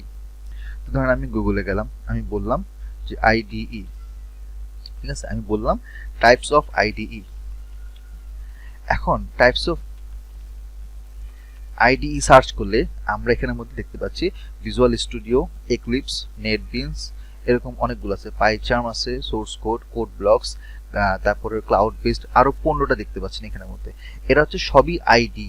এখন কথা হচ্ছে যে এই আইডিটা মানে কি? আইডিটা হচ্ছে ইন্টিগ্রেটেড ডেভেলপমেন্ট এনভায়রনমেন্ট। আপনি যেই ল্যাঙ্গুয়েজটা দিয়ে ইউজ করেন না কেন, যেই প্ল্যাটফর্ম বা যে আপনার কোড দিয়ে কাজ করেন না কেন, সেটার জন্য অবশ্যই কোনো একটা জায়গা লাগবে, যে জায়গাতে আপনাকে লিখতে হবে। এখন এখানে যা দেখতে পাচ্ছেন এগুলো কিন্তু সব পাইথনের জন্য না, আমি জাস্ট এখানে নাম দিয়েছি টাইপ অফ আইডি। আমি যদি এখানে একটু বলি যে ইন পাইথন, ঠিক আছে, আই একটু স্পেসিফিক করি, তাহলে সে আমাকে হচ্ছে আই টু স্পেসিফিকলি কয়েকটা নাম বলবে। যেমন আমাকে বলবে PyCharm, Visual Studio Code, Spyder, Jupyter Notebook, Thonny, Sublime, IDLE. এখন আমাদের এখানের মধ্যে সবগুলোতেই যে আমাকে মাস্টার হইতে হবে বা সবগুলো আমাকে শিখতে হবে, not necessary. It depends on person to person বা কোম্পানি টু কোম্পানি ভেরি করে। কোনো কোম্পানি হয়তো স্পাইডার ইউজ করে, কোনো কোম্পানি হয়তো জুপিটার নোটবুক ইউজ করে। তো এই ধরনের প্ল্যাটফর্মগুলোর মধ্যে প্রত্যেকের সাথে মানে দেখা যাচ্ছে যে কোনো না কোনো আপনার অ্যাডভান্টেজ ডিসঅ্যাডভান্টেজ টুকটাক থেকেই থাকে। তো সব যদি একই রকমই হইতো তাহলে একটা দিয়ে কাজ হইতো। সব এতগুলো হচ্ছে কেন? কারণ হয়তো কোনো একটা আইডিতে কিছু ডিসঅ্যাডভান্টেজ আছে, আরেকটা আইডি সে বললো কি ঠিক আছে আমরা ওই ডিসঅ্যাডভান্টেজটাকে সলভ করে আমরা আরেকটা রান করি। অন্য কোম্পানি হয়তো তারা বলতেছে যে আমরা এটা করেন, এটাতে আপনার ওই আগের যে আইডি ওই প্রবলেমটা নাই। বিষয়টা হচ্ছে এরকম। সো এখানে আমরা পাইচার্ম ইউজ করতে পারি, আমরা স্পাইডার ইউজ করতে পারি, জুপিটার নোটবুক ইউজ করতে পারি, ওকে, আর অনেকগুলো ইউজ করতে পারি। এগুলোর মধ্যে যেগুলো সবচেয়ে বেশি কমন ইউজ হয় সেটা হচ্ছে আপনার জুপিটার নোটবুক এবং স্পাইডার। যদিও এখানের মধ্যে একটা আর্গুমেন্ট আছে, কেউ বলে স্পাইডার, কেউ বলে জুপিটার নোটবুক, তো আমরা এই দুইটাকেই টপ লেভেল ধরে নিলাম। জুপিটার নোটবুকটা এইটা আপনার সরাসরি ব্রাউজারে কাজ করে, মানে আমি যে ব্রাউজারটা ওপেন করে রাখছি এই ব্রাউজারে সরাসরি জুপিটার নোটবুকে আপনি লিখতে পারবেন। তো যেই কোডগুলো লিখবেন সেটা আপনার মূলত একটা .ipynb নামে আপনার হার্ড ডিস্কে যে কোনো জায়গায় সেভ করা সম্ভব, সেভ করা যাবে। তো আমি যদি বলি যে এখানের মধ্যে আমার জুপিটার নোটবুক ইনস্টল করা আছে, আমি এখানে যখন জুপিটার নোটবুকে যাব, এখানে আপনার ইনস্টল যখন বলতেছে, ঠিক আছে, আচ্ছা ধরলাম আমি এখানের মধ্যে বললাম ট্রাই ইন ইউর ব্রাউজার, মানে আমি ইনস্টল না করে হচ্ছে এটা ব্রাউজারে ইউজ করতে পারি। তো জুপিটার ল্যাবে যদি ক্লিক করি তাহলে আমি এখানের মধ্যে আমাকে দেখাবে যে এই বাম পাশে হচ্ছে ফাইল, আর এই জায়গা হচ্ছে আমার কোডের এরিয়া। আমি এখানে প্লাস সাইন দিলে এখানে আমাকে অপশন বলবে যে আপনি পাইথনে কোড করবেন, এসকিউএলাইট করবেন, মানে এসকিউএল এর কাজ করবেন, কোনটা করবেন। তাই আমি বললাম যে ঠিক আছে ভাই আমি পাইথনে কাজ করব। তো পাইথন এখানের মধ্যে পাইওডিড একটা আছে, একটা হচ্ছে পাইথন ফাইল। তো আমি ধরেন এখানের মধ্যে পাইওডিড বললাম। তো আমি এখানে কি করব, এই জায়গার মধ্যে আমি কোড লিখতে পারবো, ঠিক আছে। তো এইটা হচ্ছে আমার একটা মানে অনলাইন বেসড ব্রাউজার বেসড একটা এরিয়া, যে এরিয়াতে আমি কাজ করতে পারবো। তো এইটা আমরা জুপিটার নোটবুক যখন আপনি ইনস্টল করবেন এবং রান করবেন তখন দেখবেন যে এটা ব্রাউজারে রান হচ্ছে। আরেকটা হচ্ছে স্পাইডার। স্পাইডার হচ্ছে কি, এটা হচ্ছে স্পাইডার, এটা হচ্ছে একটা ডেডিকেটেড আলাদা একটা সফটওয়্যারের মতো একটা প্ল্যাটফর্ম, এবং এইখানে আমরাও কি করি, কোডের কাজ করি। তো স্পাইডারে একটু আগে যেটা বললাম জুপিটার নোটবুকে, এখানে যেমন আমরা একটা একটা লাইন করে হচ্ছে লিখতেছি, রান করতেছি, বা হচ্ছে পরের লাইনে যাচ্ছি আবার লিখতেছি, বা এই অংশটুকু শেষ করার পরে আমি হয়তো নিচে গিয়ে আরেকটা সেল করতেছি, এখানে আমি আরেকটা লিখতেছি। তো একটা একটা করে সে কি করবে, পার্ট বাই পার্ট হচ্ছে রান করে করে আসবে। আবার একসাথেও রান করা যাবে, সমস্যা নাই, বা সেল ওয়াইজ করা যাবে। সেম জিনিসটা আমরা এখানে স্পাইডারও করতে পারবো, যে এটা হচ্ছে আমার একটা সেল, আমি রান করলাম, এখানে ধরেন আরেকটা সেল আমি এখানেও রান করলাম, আবার পরের সেলে আমি গেলাম, গিয়ে রান করলাম, ধরে ধরে আমি কাজ করতে পারি। সো দুই দিকে আমার কাজ করার সুবিধা আছে, আপনি যে কোনোটা ইউজ করতে পারেন। অনেকে চাইলে হচ্ছে এটা পাইচার্ম ইউজ করতে পারেন। তো পাইচার্ম আমার যেহেতু এখানের মধ্যে ইনস্টল করা নাই, আমি আপনাকে যদি ধরেন পাইচার্ম পাইচার্ম আইডিই ডাউনলোড, যদি পাইচার্ম ইউজ করতে হয় আপনি যেটা করবেন যে জেট ব্রেইনসে ঢুকবেন, ডাউনলোড পাইচার্ম, এখানে ক্লিক করে আপনি পাইচার্মটা ইনস্টল করবেন, ঠিক আছে। তো এক্সেপ্ট অল, এখানে ডাউনলোড দিয়ে আপনি এখানে চুজ করবেন কোন ভার্সন, উইন্ডোজ নাকি ম্যাক। এখানে ম্যাক দেয় নাই, উইন্ডোজ দেওয়া আছে। সো 64 বিট যেটা, এটা ক্লিক করে ডাউনলোড দিলে ডাউনলোড হবে। হওয়ার পর এটা সিম্পলি আপনি ইনস্টল করবেন, আপনার হার্ড ডিস্কে থাকবে, সি ড্রাইভে রাখতে পারেন অথবা অন্য ড্রাইভে রাখতে পারেন। আপনি এটা ডেস্কটপে একটা শর্টকাট মেনু রাখতে পারেন। তো এগুলো আপনি জানেন অলরেডি, ঠিক আছে। এটা দিয়ে আপনি ওপেন করতে পারবেন। সো আমি যদি এইখানে যেতে আমার ইনস্টল করা নাই, আমি একটু ইমেজে যাই। ইমেজে গেলে আপনি দেখবেন যে এটা হচ্ছে দেখতে এরকম, মানে এটা স্পাইডারের মতোই, ঠিক আছে, কাছাকাছি একই রকমই, খুব একটা বেশি পার্থক্য নেই। ডানে বায়ে বিভিন্ন অপশন থাকবে যেটা আমরা স্পাইডারও দেখতে পাচ্ছি, এবং এখানে কি কি আছে সেটা আমি একটু পরে আসতেছি। আপনি চাইলে হচ্ছে পাইচার্ম ইনস্টল করে কাজটা করতে পারেন। এখন আমরা আসি হচ্ছে যে আমি স্পাইডারে কাজ করব, ঠিক আছে। স্পাইডার ডাউনলোড, এখন স্পাইডার ডাউনলোড করার জন্য আপনার হাতে কয়েকটা অপশন আছে। সেটা কি, আপনি সরাসরি spider.org এ গিয়েও ডাউনলোড করতে পারেন। এখানে গিয়ে আপনি উইন্ডোজ বা লিনাক্স যেটা আছে চুজ করবেন। চুজ করার পরে দেন আপনি উইন্ডোজ 10 যদি বলেন, Windows 10 and plus, and then আপনাকে হচ্ছে এখানে অ্যাপ্লিকেশন সেভ করতে বলবে, সেভ করবেন, ইনস্টল করবেন, হয়ে যাবে, ঠিক আছে। আর এছাড়া আপনি যদি চান যে ঠিক আছে আমি স্পাইডার এখান থেকে না করে আমি অ্যানাকোন্ডা থেকে করব, ঠিক আছে। অ্যানাকোন্ডা হচ্ছে আপনার স্পাইডার যারা কি ইউজ, মানে যারা কিনা এটা কন্ট্রোল করে, বা এই ওয়েবসাইট বা এই পুরো জিনিসটার যে ওনারশিপের কথা যদি বলি, তো এই ওনারশিপটা মূলত হচ্ছে অ্যানাকোন্ডার। অ্যানাকোন্ডার আন্ডারে আপনার অনেকগুলো আইডি আছে। অ্যানাকোন্ডা নিজে হচ্ছে একটা বড় ডিস্ট্রিবিউটর বলতে পারেন, যে ডিস্ট্রিবিউটরের কাজ হচ্ছে বিভিন্ন ধরনের সফটওয়্যার প্ল্যাটফর্ম ডিস্ট্রিবিউট করা। তো anaconda.org এ যদি আমরা যাই, আপনি দেখবেন যে ওদের অনেকগুলো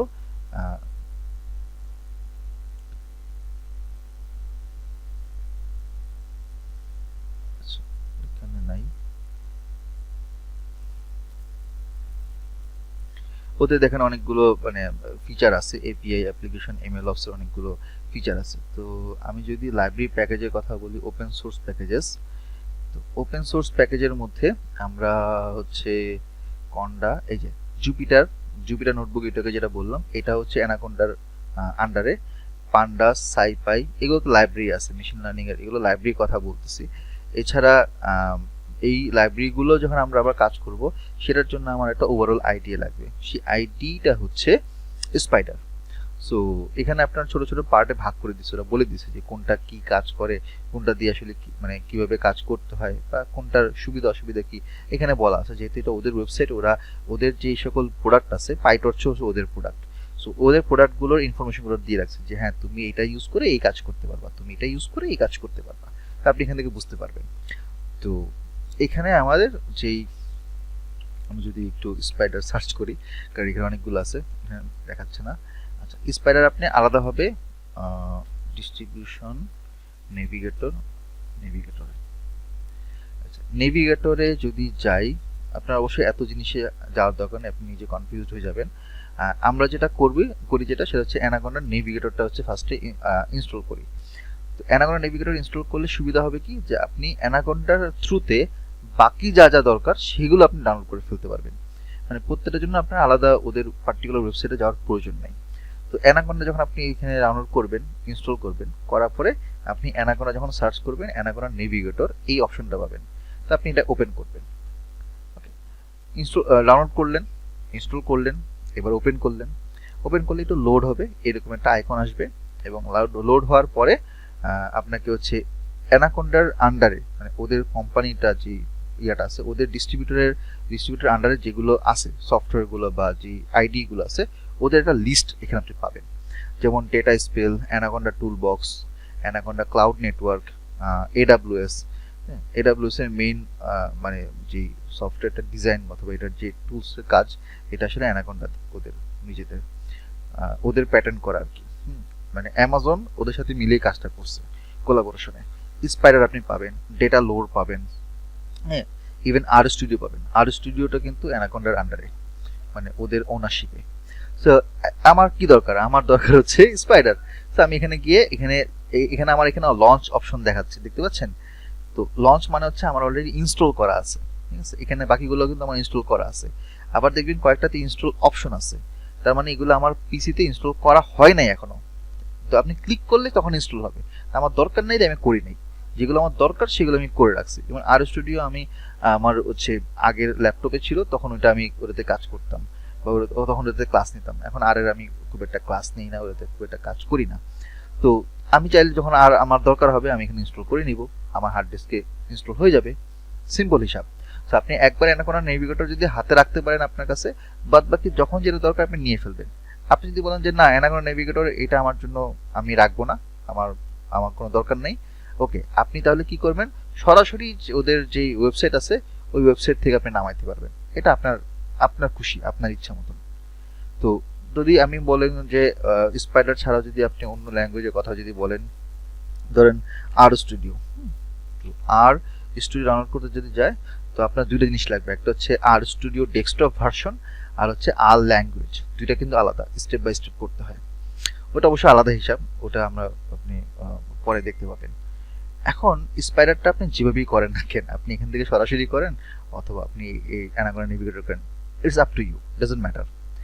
যখন আপনি করবেন, করার পরে ইনস্টল যখন হয়ে যাবে, পিসিটা একবার রিস্টার্ট করে নেবেন, দেন আপনি দেখবেন যে আপনার হার্ড ডিস্কে ডেস্কটপে চলে আসছে, এবং আপনি ওখান থেকে ওপেন করে এটা ইউজ করতে পারবেন। এইটা যখন আমরা ওপেন করব, ওপেন করলে কি কি আছে এই জায়গাতে, এটা আমরা আগে একটু এক্সপ্লোর করি, ঠিক আছে? এটা আমরা আগে একটু বুঝি, যেহেতু আমরা আমাদের কাজটাই হচ্ছে স্পাইডারে। এবং আপনারা তো জিজ্ঞেস করতে পারেন যে ভাইয়া ওয়াই ইউ ইউজিং স্পাইডার, বাকিগুলো তো আছে। সো স্পাইডারটা আমি ইউজ করি এই কারণে যে স্পাইডারে যেই আপনার উপরে এবং নিচে যে অপশনগুলো আছে বা যে কনসোলগুলো আছে, যে সকল আইকন দেখতে পাচ্ছেন, এটা হচ্ছে কাইন্ড অফ সিমিলার টু আমাদের যেই মাইক্রোসফট অফিস স্যুট আছে ওটার মধ্যে দেখতে। মানে ওপেন, সেভ, বাটন যা যা আছে দেখতে পাচ্ছেন উপরে, এটা কিন্তু অনেকটা দেখতে আমাদের মাইক্রোসফট ওয়ার্ড, এক্সেলে যে উপরে বাটন থাকে দেখতে একই রকম। অন দ্য আদার হ্যান্ড, যদি আমরা আমি কি এটা ক্লোজ করে দিচ্ছি, এখানেও কিন্তু সেম আকারই আছে। অন দ্য আদার হ্যান্ড আপনি যদি বলেন জুপিটার নোটবুকের কথা, এখানে আছে, বাট এইটা ফার্স্ট টাইম যারা ইউজ করে তাদের জন্য এই জিনিসগুলো ডানে বায়ে অপশনগুলো বোঝাটা আমার মনে হয় একটু ডিফিকাল্ট, মানে অনেকে প্রবলেম ফেস করে বেসড অন মাই এক্সপিরিয়েন্স। তো অনেকে চাইলে হচ্ছে জুবিটা ইউজ করতে পারে, অনেকে চাইলে স্পাইডার ইউজ করতে পারে, কেউ চাইলে আপনার পাইথন ইউজ করতে পারেন, এটা আপনার জন্য আপনার যেটা সুবিধা হয়। আমি জাস্ট স্টুডেন্টদের সহজে বোঝানোর জন্য এবং অনেক জিনিস আমি যখন এখানের মধ্যে একসাথে এক্সপ্লেন করব, তো ওই ক্ষেত্রে আমার জন্য স্পাইডার দিয়ে বোঝানোটা আমার জন্য ইজি। যেমন আপনি যদি এখানের মধ্যে কোনো একটা ধরেন আপনি যদি জুপিটার নোটবুকে ধরেন কথার কথা যদি আমি কোনো একটা ভিজুয়ালাইজেশন করতে চাই, তাহলে কিন্তু এখানে আলাদাভাবে কোনো ভিজুয়ালাইজেশন দেখাবে না। হ্যাঁ, রান করলে এই জায়গাতে দেখাবে, দেখানোর পর আবার নিচে চলে যাবে, মানে আবার কোডে নিচে চলে যাবে। আবার আপনি দেখতে চাইলে আপনাকে উপরে এসে আবার এটাকে রান করতে হবে। সো উপরে নিচে to and fro up down করতে হবে। অন দ্য আদার হ্যান্ড যদি আমি স্পাইডারে কাজ করি, আমার এইখানে নিচে দেখবেন যে প্লট নামে একটা ঘর আছে, এই প্লটে এসে সব জমা হবে। আপনি খালি এখানে লেফট এন্ড রাইটে ক্লিক করে আপনার প্লটগুলো আপনি এখান থেকে বুঝে নিতে পারবেন। আমি জাস্ট আপনাকে একটা সুবিধা বললাম, একটা সুবিধা একটা অসুবিধা, এরকম চাইলে আরো অনেক সুবিধা অসুবিধার কথা বলা যায়, বাট এইটা কারো কাছে হয়তো ম্যাটার করে, কারো কাছে হয়তো করে না। সো এটা নিয়ে আসলে ওইভাবে আর্গুমেন্ট আসলে নাই এবং করার মতো নাই। এটা আমি সবাইকে বলি যে আমি আপনাকে স্পাইডারে শেখাচ্ছি, কারণ আমার কাছে মনে হয় বা আমার এক্সপিরিয়েন্স থেকে মনে হয় যে স্পাইডারে এই পুরো জিনিসটা বা এখানে ছোট ছোট পার্টে যে ভাগ করা আছে, সব জিনিসগুলোকে সহজে অ্যাক্সেস করা যায়, accessible, easy to understand, easy to check. আপনি চেক করতে পারবেন, মানে আপনার যে ভেরিয়েবলের লিস্ট আছে আপনি লিস্ট এখান থেকে চেক করতে পারবেন। কিন্তু আপনি যদি এখানে দেখেন, এখানে আপনার ভেরিয়েবলের লিস্ট কিন্তু নাই, মানে আলাদা করে আপনি দেখতে পাবেন না। আপনাকে আলাদাভাবে হচ্ছে এখান থেকে ওই মানে এই যে কি কই যেন আছে, মানে আলাদাভাবে আপনাকে লিস্ট হচ্ছে বের করে তারপর কাজ করতে হবে। সো কিছু কিছু হ্যাসেল এখানে থেকে যায়। তো এই জন্য আমরা করি কি যে এই স্পাইডারটাকে আসলে ফলো করি। আবার ধরেন আরেকটা জিনিস যেটা হচ্ছে যে আপনি যদি সরাসরি ধরেন ওয়েব ডেভেলপমেন্ট রিলেটেড কাজ করতে চান, অথবা ধরেন ওয়েবসাইটের সাথে কানেক্ট করে আপনি যদি কোনো সার্ভারের সাথে যদি কাজ করতে চান, তাহলে আমি বলবো যে স্পাইডারের কাজ না করে আপনি জুপিটার নোটবুকে কাজ করবেন।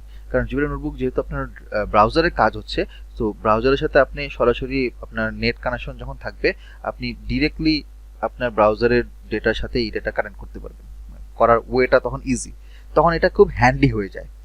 আমি তখন বলবো যে সেক্ষেত্রে আপনি জুপিটার নোটবুক ইউজ করেন। বাট যদি আপনি অফলাইনে আলাদাভাবে যদি আপনি শিখতে চান বা কাজ করতে চান, আপাতত অ্যাজ এ বিগিনার হিসেবে আমি সাজেস্ট করবো যে আপনি আপাতত স্পাইডার দিয়ে শুরু করেন। একটা সময় যখন আপনি দেখবেন যে স্পাইডার আপনার জন্য প্রবলেম হচ্ছে না, আপনি কোয়াইট মানে এক্সপেরিয়েন্সড হয়ে যাবেন এবং আপনার জন্য ইজি লাগবে, তখন আপনি চাইলে আস্তে করে সুন্দর করে এখানে শিফট করে চলে আসতে পারবেন।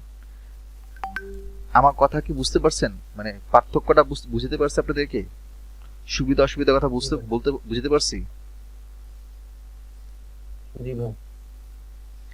এই ব্যাপারে কারো কোনো কোশ্চেন আছে? কোশ্চেন থাকলে করতে পারেন।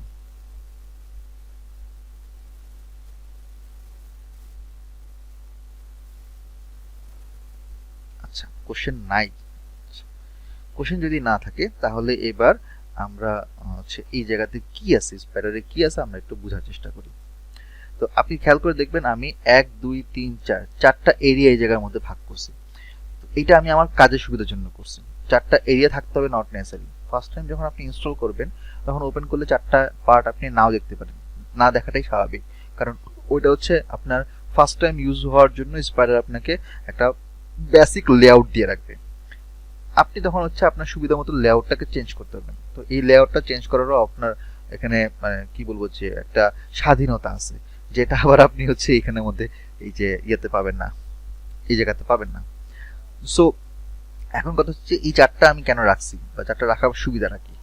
আমি সবসময় এই ফরম্যাটটা ফলো করি, আজ থেকে 3-4 বছর আগেও তখন ফলো করতাম, এখনো ফলো করি। আমার কাছে মনে হচ্ছে এটা শেখানোর জন্য একটা আইডিয়াল ফরম্যাট। তো এই ফরম্যাটে কি আছে, চারটা পার্টে আপনি যখন স্ক্রিনটাকে আমি স্প্লিট করি, এখানে আপনার এই চারটা পার্টে যখন ভাগ করা থাকবে, একটা হচ্ছে আপনার এই জায়গাটা হচ্ছে আমরা যেটা বলি যে আমাদের কোডের এরিয়াটা, ঠিক আছে? তো আমরা যতগুলো কোড লিখবো এই কোড এরিয়াতে হচ্ছে আমরা লিখবো। আমার যতগুলো ভেরিয়েবল থাকবে সেই ভেরিয়েবলটা যাতে আমি সহজে অ্যাক্সেস করতে পারি, সো ভেরিয়েবলের এরিয়াটা ডান পাশে আমি রাখছি। এখানে ভেরিয়েবলের লিস্ট আকারে থাকবে, মানে সিরিয়াল ওয়াইজ হচ্ছে অ্যালফাবেটিক অর্ডারে থাকবে। আমার কোডের যে আউটপুটটা থাকবে আউটপুটটা ঠিক আমি নিচে রাখছি এখানের মধ্যে। আমি বলতেছি না যে আপনারা আমার মতো ফলো করেন, আপনি চাইলে অন্যভাবে করতে পারেন, আমি জাস্ট আমার সুবিধার কথা বলতেছি যে আমি এইভাবে করলে আমার জন্য ইজি হয়। আপনি যখন কোডটা লিখবেন, কোডটা রান করার পর এটাতে আউটপুট আসবে, তাই না? আউটপুটটা কোথায়? আমি নিচে রাখছি, যে এখানে আমি আউটপুটটা মূলত পাবো।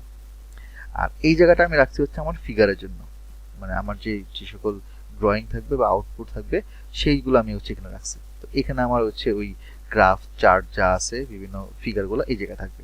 তো আমি যখন এটা দিয়ে কাজ করব, আমি একই সাথে কোড এরিয়াতেও আমি এডিট করতে পারবো, অ্যাক্সেস করতে পারবো। আমি সহজে হচ্ছে ভেরিয়েবল নেমগুলোকে এখান থেকে চেক করতে পারবো যে কোনটা দিয়ে কোন জায়গায় কোন মানে ভেরিয়েবলটা দিয়ে কাজ করতেছি আমি খুঁজে পেতে সুবিধা হবে। আউটপুটটা আমি এখানে চেক করতে পারবো। আবার আমার যে ফিগারগুলো আসবে সেই ফিগারগুলো আমি এখানের মধ্যে সহজে দেখতে পারবো। তো এই সুবিধাটা থাকার কারণে আমি এই ফরম্যাটটা আমি ফলো করি। আপনাদের যে করতে হবে আমি এটা বলতেছি না, আমি আপনাদেরকে পুশ করতেছি না, জোর করতেছি না। আমি জাস্ট আমার সুবিধাটা আপনাকে বললাম যে আমি এইভাবে করলে আমার জন্য সুবিধা হয়, স্টুডেন্টদেরকে বোঝানোর সুবিধা হয় এবং স্টুডেন্টরা সহজে বুঝতেও পারে। খুব সহজ একটা আর কি ফরম্যাট। এখন আপনি যখন ফার্স্ট টাইম ইনস্টল করবেন তখন কিন্তু এই ফরম্যাটটা থাকবে না, কারণ এটা হচ্ছে একটা কাস্টমাইজ ফরম্যাট আমি তৈরি করছি বা আপনি তৈরি করবেন। প্রথমে কিন্তু এই ফরম্যাট থাকবে না, প্রথমে একটা বেসিক লেআউট থাকবে। এখন কথা হচ্ছে যে আমি এইটাকে এইভাবে এই সিস্টেমে আমি কিভাবে আনতে পারি। তো আনার জন্য যেটা করতে হয় যে এখানে ভিউতে গিয়ে দেখবেন যে প্যান্স, এই প্যান্স কথা হচ্ছে যে আমি যতগুলো ছোট ছোট পার্টে ভাগ করতেছি each one is called as pans. তো এখানে আপনি দেখবেন যে প্যান্সে গিয়ে যে ডান পাশে টিক চিহ্ন দেওয়া আছে, আমার যেগুলো দরকার সেগুলো আমি এখানের মধ্যে টিক চিহ্ন দিয়ে নিয়ে আসছি, টিক চিহ্ন দিয়ে নিয়ে আসছি, ঠিক আছে? বাকিগুলো আমার দরকার নেই সেজন্য আমি আনিনি। এখন যখন আনা হয়ে যাবে দেন আমি করব এই জায়গায় সেকেন্ড অপশন দেখবেন আনলক প্যান্স এন্ড টুলবারস।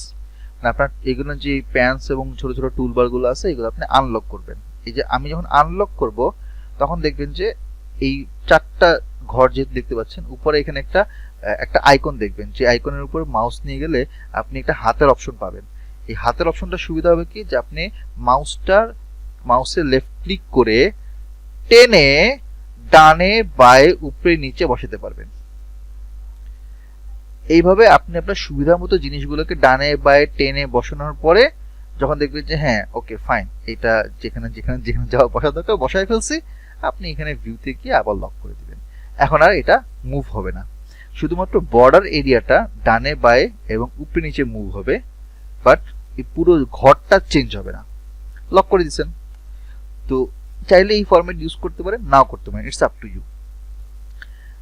এবার আমরা আসি যে আমাদের উপর থেকে কি কি আছে। উপরে আমাদের যে মেনু বার দেখতে পাচ্ছি এবং এখানে আইকনে একটা বার দেখতে পাচ্ছি, সবগুলো আমার যে আজকেই লাগবে অথবা সবগুলো যে আমার এই পুরো কোর্সে লাগবে এটা আমি বলছি না, কারণ আমাদের যেহেতু কোর্সে হচ্ছে basic beginner level, beginner friendly, so এখানে অনেকগুলো অ্যাডভান্স লেভেলের যেই অপশনগুলো আছে সেগুলো এই কোর্সে আমাদের প্রয়োজন নেই। যেহেতু প্রয়োজন নেই সেগুলো সেখানে আমরা হয়তো ইউজ করবো না, আমাদের দরকার পড়বে না। যেগুলো আমাদের অবশ্যই প্রয়োজন, প্রতিনিয়ত আমাদের কাজ করতে হবে, আমি আজকে সেগুলোর একটা আইডিয়া দিয়ে দিচ্ছি। নেক্সট ক্লাস থেকে অথবা আমরা ওই জিনিসগুলো দেখব। প্রথমে যখন আমরা তাকাবো এখানে দেখতে পাচ্ছি ফাইল, এডিট, সার্চ। তো ফাইলে ক্লিক করলে আমরা ওই মাইক্রোসফট এক্সেল অফিসের মতন অপশন দেখতে পাবেন, new file, open, last open, recent file. দেখবেন আমার এখানে বিভিন্ন প্রজেক্টের কোডগুলো দেখাচ্ছে, আমি গত লাস্ট যেগুলো আমি করছিলাম। হ্যাঁ, সেভ অল। সেভ অল মানে হচ্ছে এখানে আপনি মাল্টিপল অনেকগুলো দেখবেন যে ট্যাব আছে। তো এখানে একটা সুবিধা হচ্ছে যে আপনি একসাথে অনেকগুলো আপনার এডিটর এখানে ওপেন করতে পারবেন। এখানে একটা মজার জিনিস আছে, আপনি যেমন এখানে মাল্টিপল এডিটর ওপেন করে কাজ করতে পারবেন, এই জায়গায় কিন্তু আপনি পাবেন না, সরি ভুল বলছি, পাবেন এখানে এখানে এখানে এখানে পাবেন, ঠিক আছে? আচ্ছা, তো এখানে আপনার সুবিধা আছে। তো আপনি যদি এখানে বলেন যে সেভ অল, তো সবগুলো সেভ হবে, বা সেভ অ্যাজ দিলে ওই পার্টিকুলারটা আপনি রিনেম করে সেভ করতে পারবেন। তো সেভ কপি করে রাখতে পারবেন, রিভার্ট করতে পারবেন, প্রিন্ট করতে পারবেন, ক্লোজ করতে পারবেন, মানে যা যা দরকার আর কি এখানের মধ্যে আমরা বেসিক যে সকল অপশনগুলো দেখি সেগুলো সবই এই জায়গায় আছে। এডিটে গেলে আপনি কাট, কপি, পেস্ট করতে পারবেন, এগুলো তো আমরা জানি। আনডু, রিডু করতে পারবেন। কমেন্ট অ্যাড করতে পারবেন, কমেন্ট ব্লক করতে পারবেন, হ্যাঁ ব্লক করতে পারবেন। তো এখানে আসলে ক্লিক করে আমার যাওয়ার দরকার নেই, শর্টকাট কি আছে শর্টকাট কি দিয়ে আমরা করে ফেলি। সার্চে গিয়ে আমরা জাস্ট বিভিন্ন নাম বা ফাংশনের নাম বা কোনো একটা কিওয়ার্ড চাইলে সার্চ করে খুঁজে বের করতে পারি। এটা আমার এখানে যাওয়ার দরকার নেই, আমরা এখানে শর্টকাটে কিবোর্ড দিয়ে কাজগুলো করতে। সোর্স, এখানে আপনার কিছু অপশন আছে যেগুলো আসলে আপাতত সব দরকার নেই, যেটা আছে অ্যাজ ইট ইজ রেখে দিলে পারি। রান পরেরটা যদি যাই, এখানে আমার রান কয়েক ধরনের রান আছে। রান মানে হচ্ছে দৌড়ানো, মানে রান দৌড়ানো হিসেবে বলা হচ্ছে RUN রান। এই দৌড়ানো কথার অর্থ হচ্ছে যে আমি ওই প্রোগ্রামটা রান করব। আমরা বলি না যে প্রোগ্রাম রান হচ্ছে না, সফটওয়্যার ইঞ্জিনিয়াররা বলে যে প্রোগ্রাম রান হচ্ছে না, মানে কি প্রোগ্রাম দৌড়াচ্ছে না, কারণ কি মানে হচ্ছে ওই প্রোগ্রামটা এক্সিকিউট হচ্ছে না। তো আমরা এক্সিকিউশনের কাজটা যখন করি, আমরা এখানে রানে ক্লিক করে আপনি দেখবেন কয়েকটা অপশন আছে। প্রথমে যে রান আছে একটা গ্রিন কালারের প্লে বাটন। এই বাটনের মানে হচ্ছে যে আমার যেই ফাইলটা আছে এই ফাইলটার উপর থেকে নিচ পর্যন্ত পুরো কোডটা রান হবে, একসাথে রান হবে, মানে সিরিয়ালি একটা একটা করে যাবে এবং থামবে না, উইদাউট এনি থামাথামি। শেষ পর্যন্ত সে যতক্ষণ না পর্যন্ত সে খালি হচ্ছে, মানে এই লাইন পর্যন্ত সে চলতেই থাকবে। এটা আমরা বলছি এখানে রান বাটন। তারপর হচ্ছে রান সেল। সেল মানে হচ্ছে প্রত্যেকটা ছোট ছোট সেল আকারে ভাগ করা যায়। তো আপনি খেয়াল করে দেখবেন যে এখানে একটা সবুজ রঙের দাগ দেখতে পাচ্ছেন, এখানে একটা দাগ আছে, এখানে একটা দাগ আছে। এই দাগগুলো দিয়ে আমি আসলে কি মিন করছি? আমি মিন করছি যে উপরে হচ্ছে একটা সেল, এটা হচ্ছে একটা সেল। দেখেন আমি যদি সেলে ক্লিক করি, ওই অংশটা গাঢ় হয়ে যাচ্ছে, মানে একটু ঘোলা হচ্ছে, এই জায়গাটা খালি। এখানে মাউস পয়েন্টটা ক্লিক করলে এটা আবার এই জায়গায় চলে আসছে।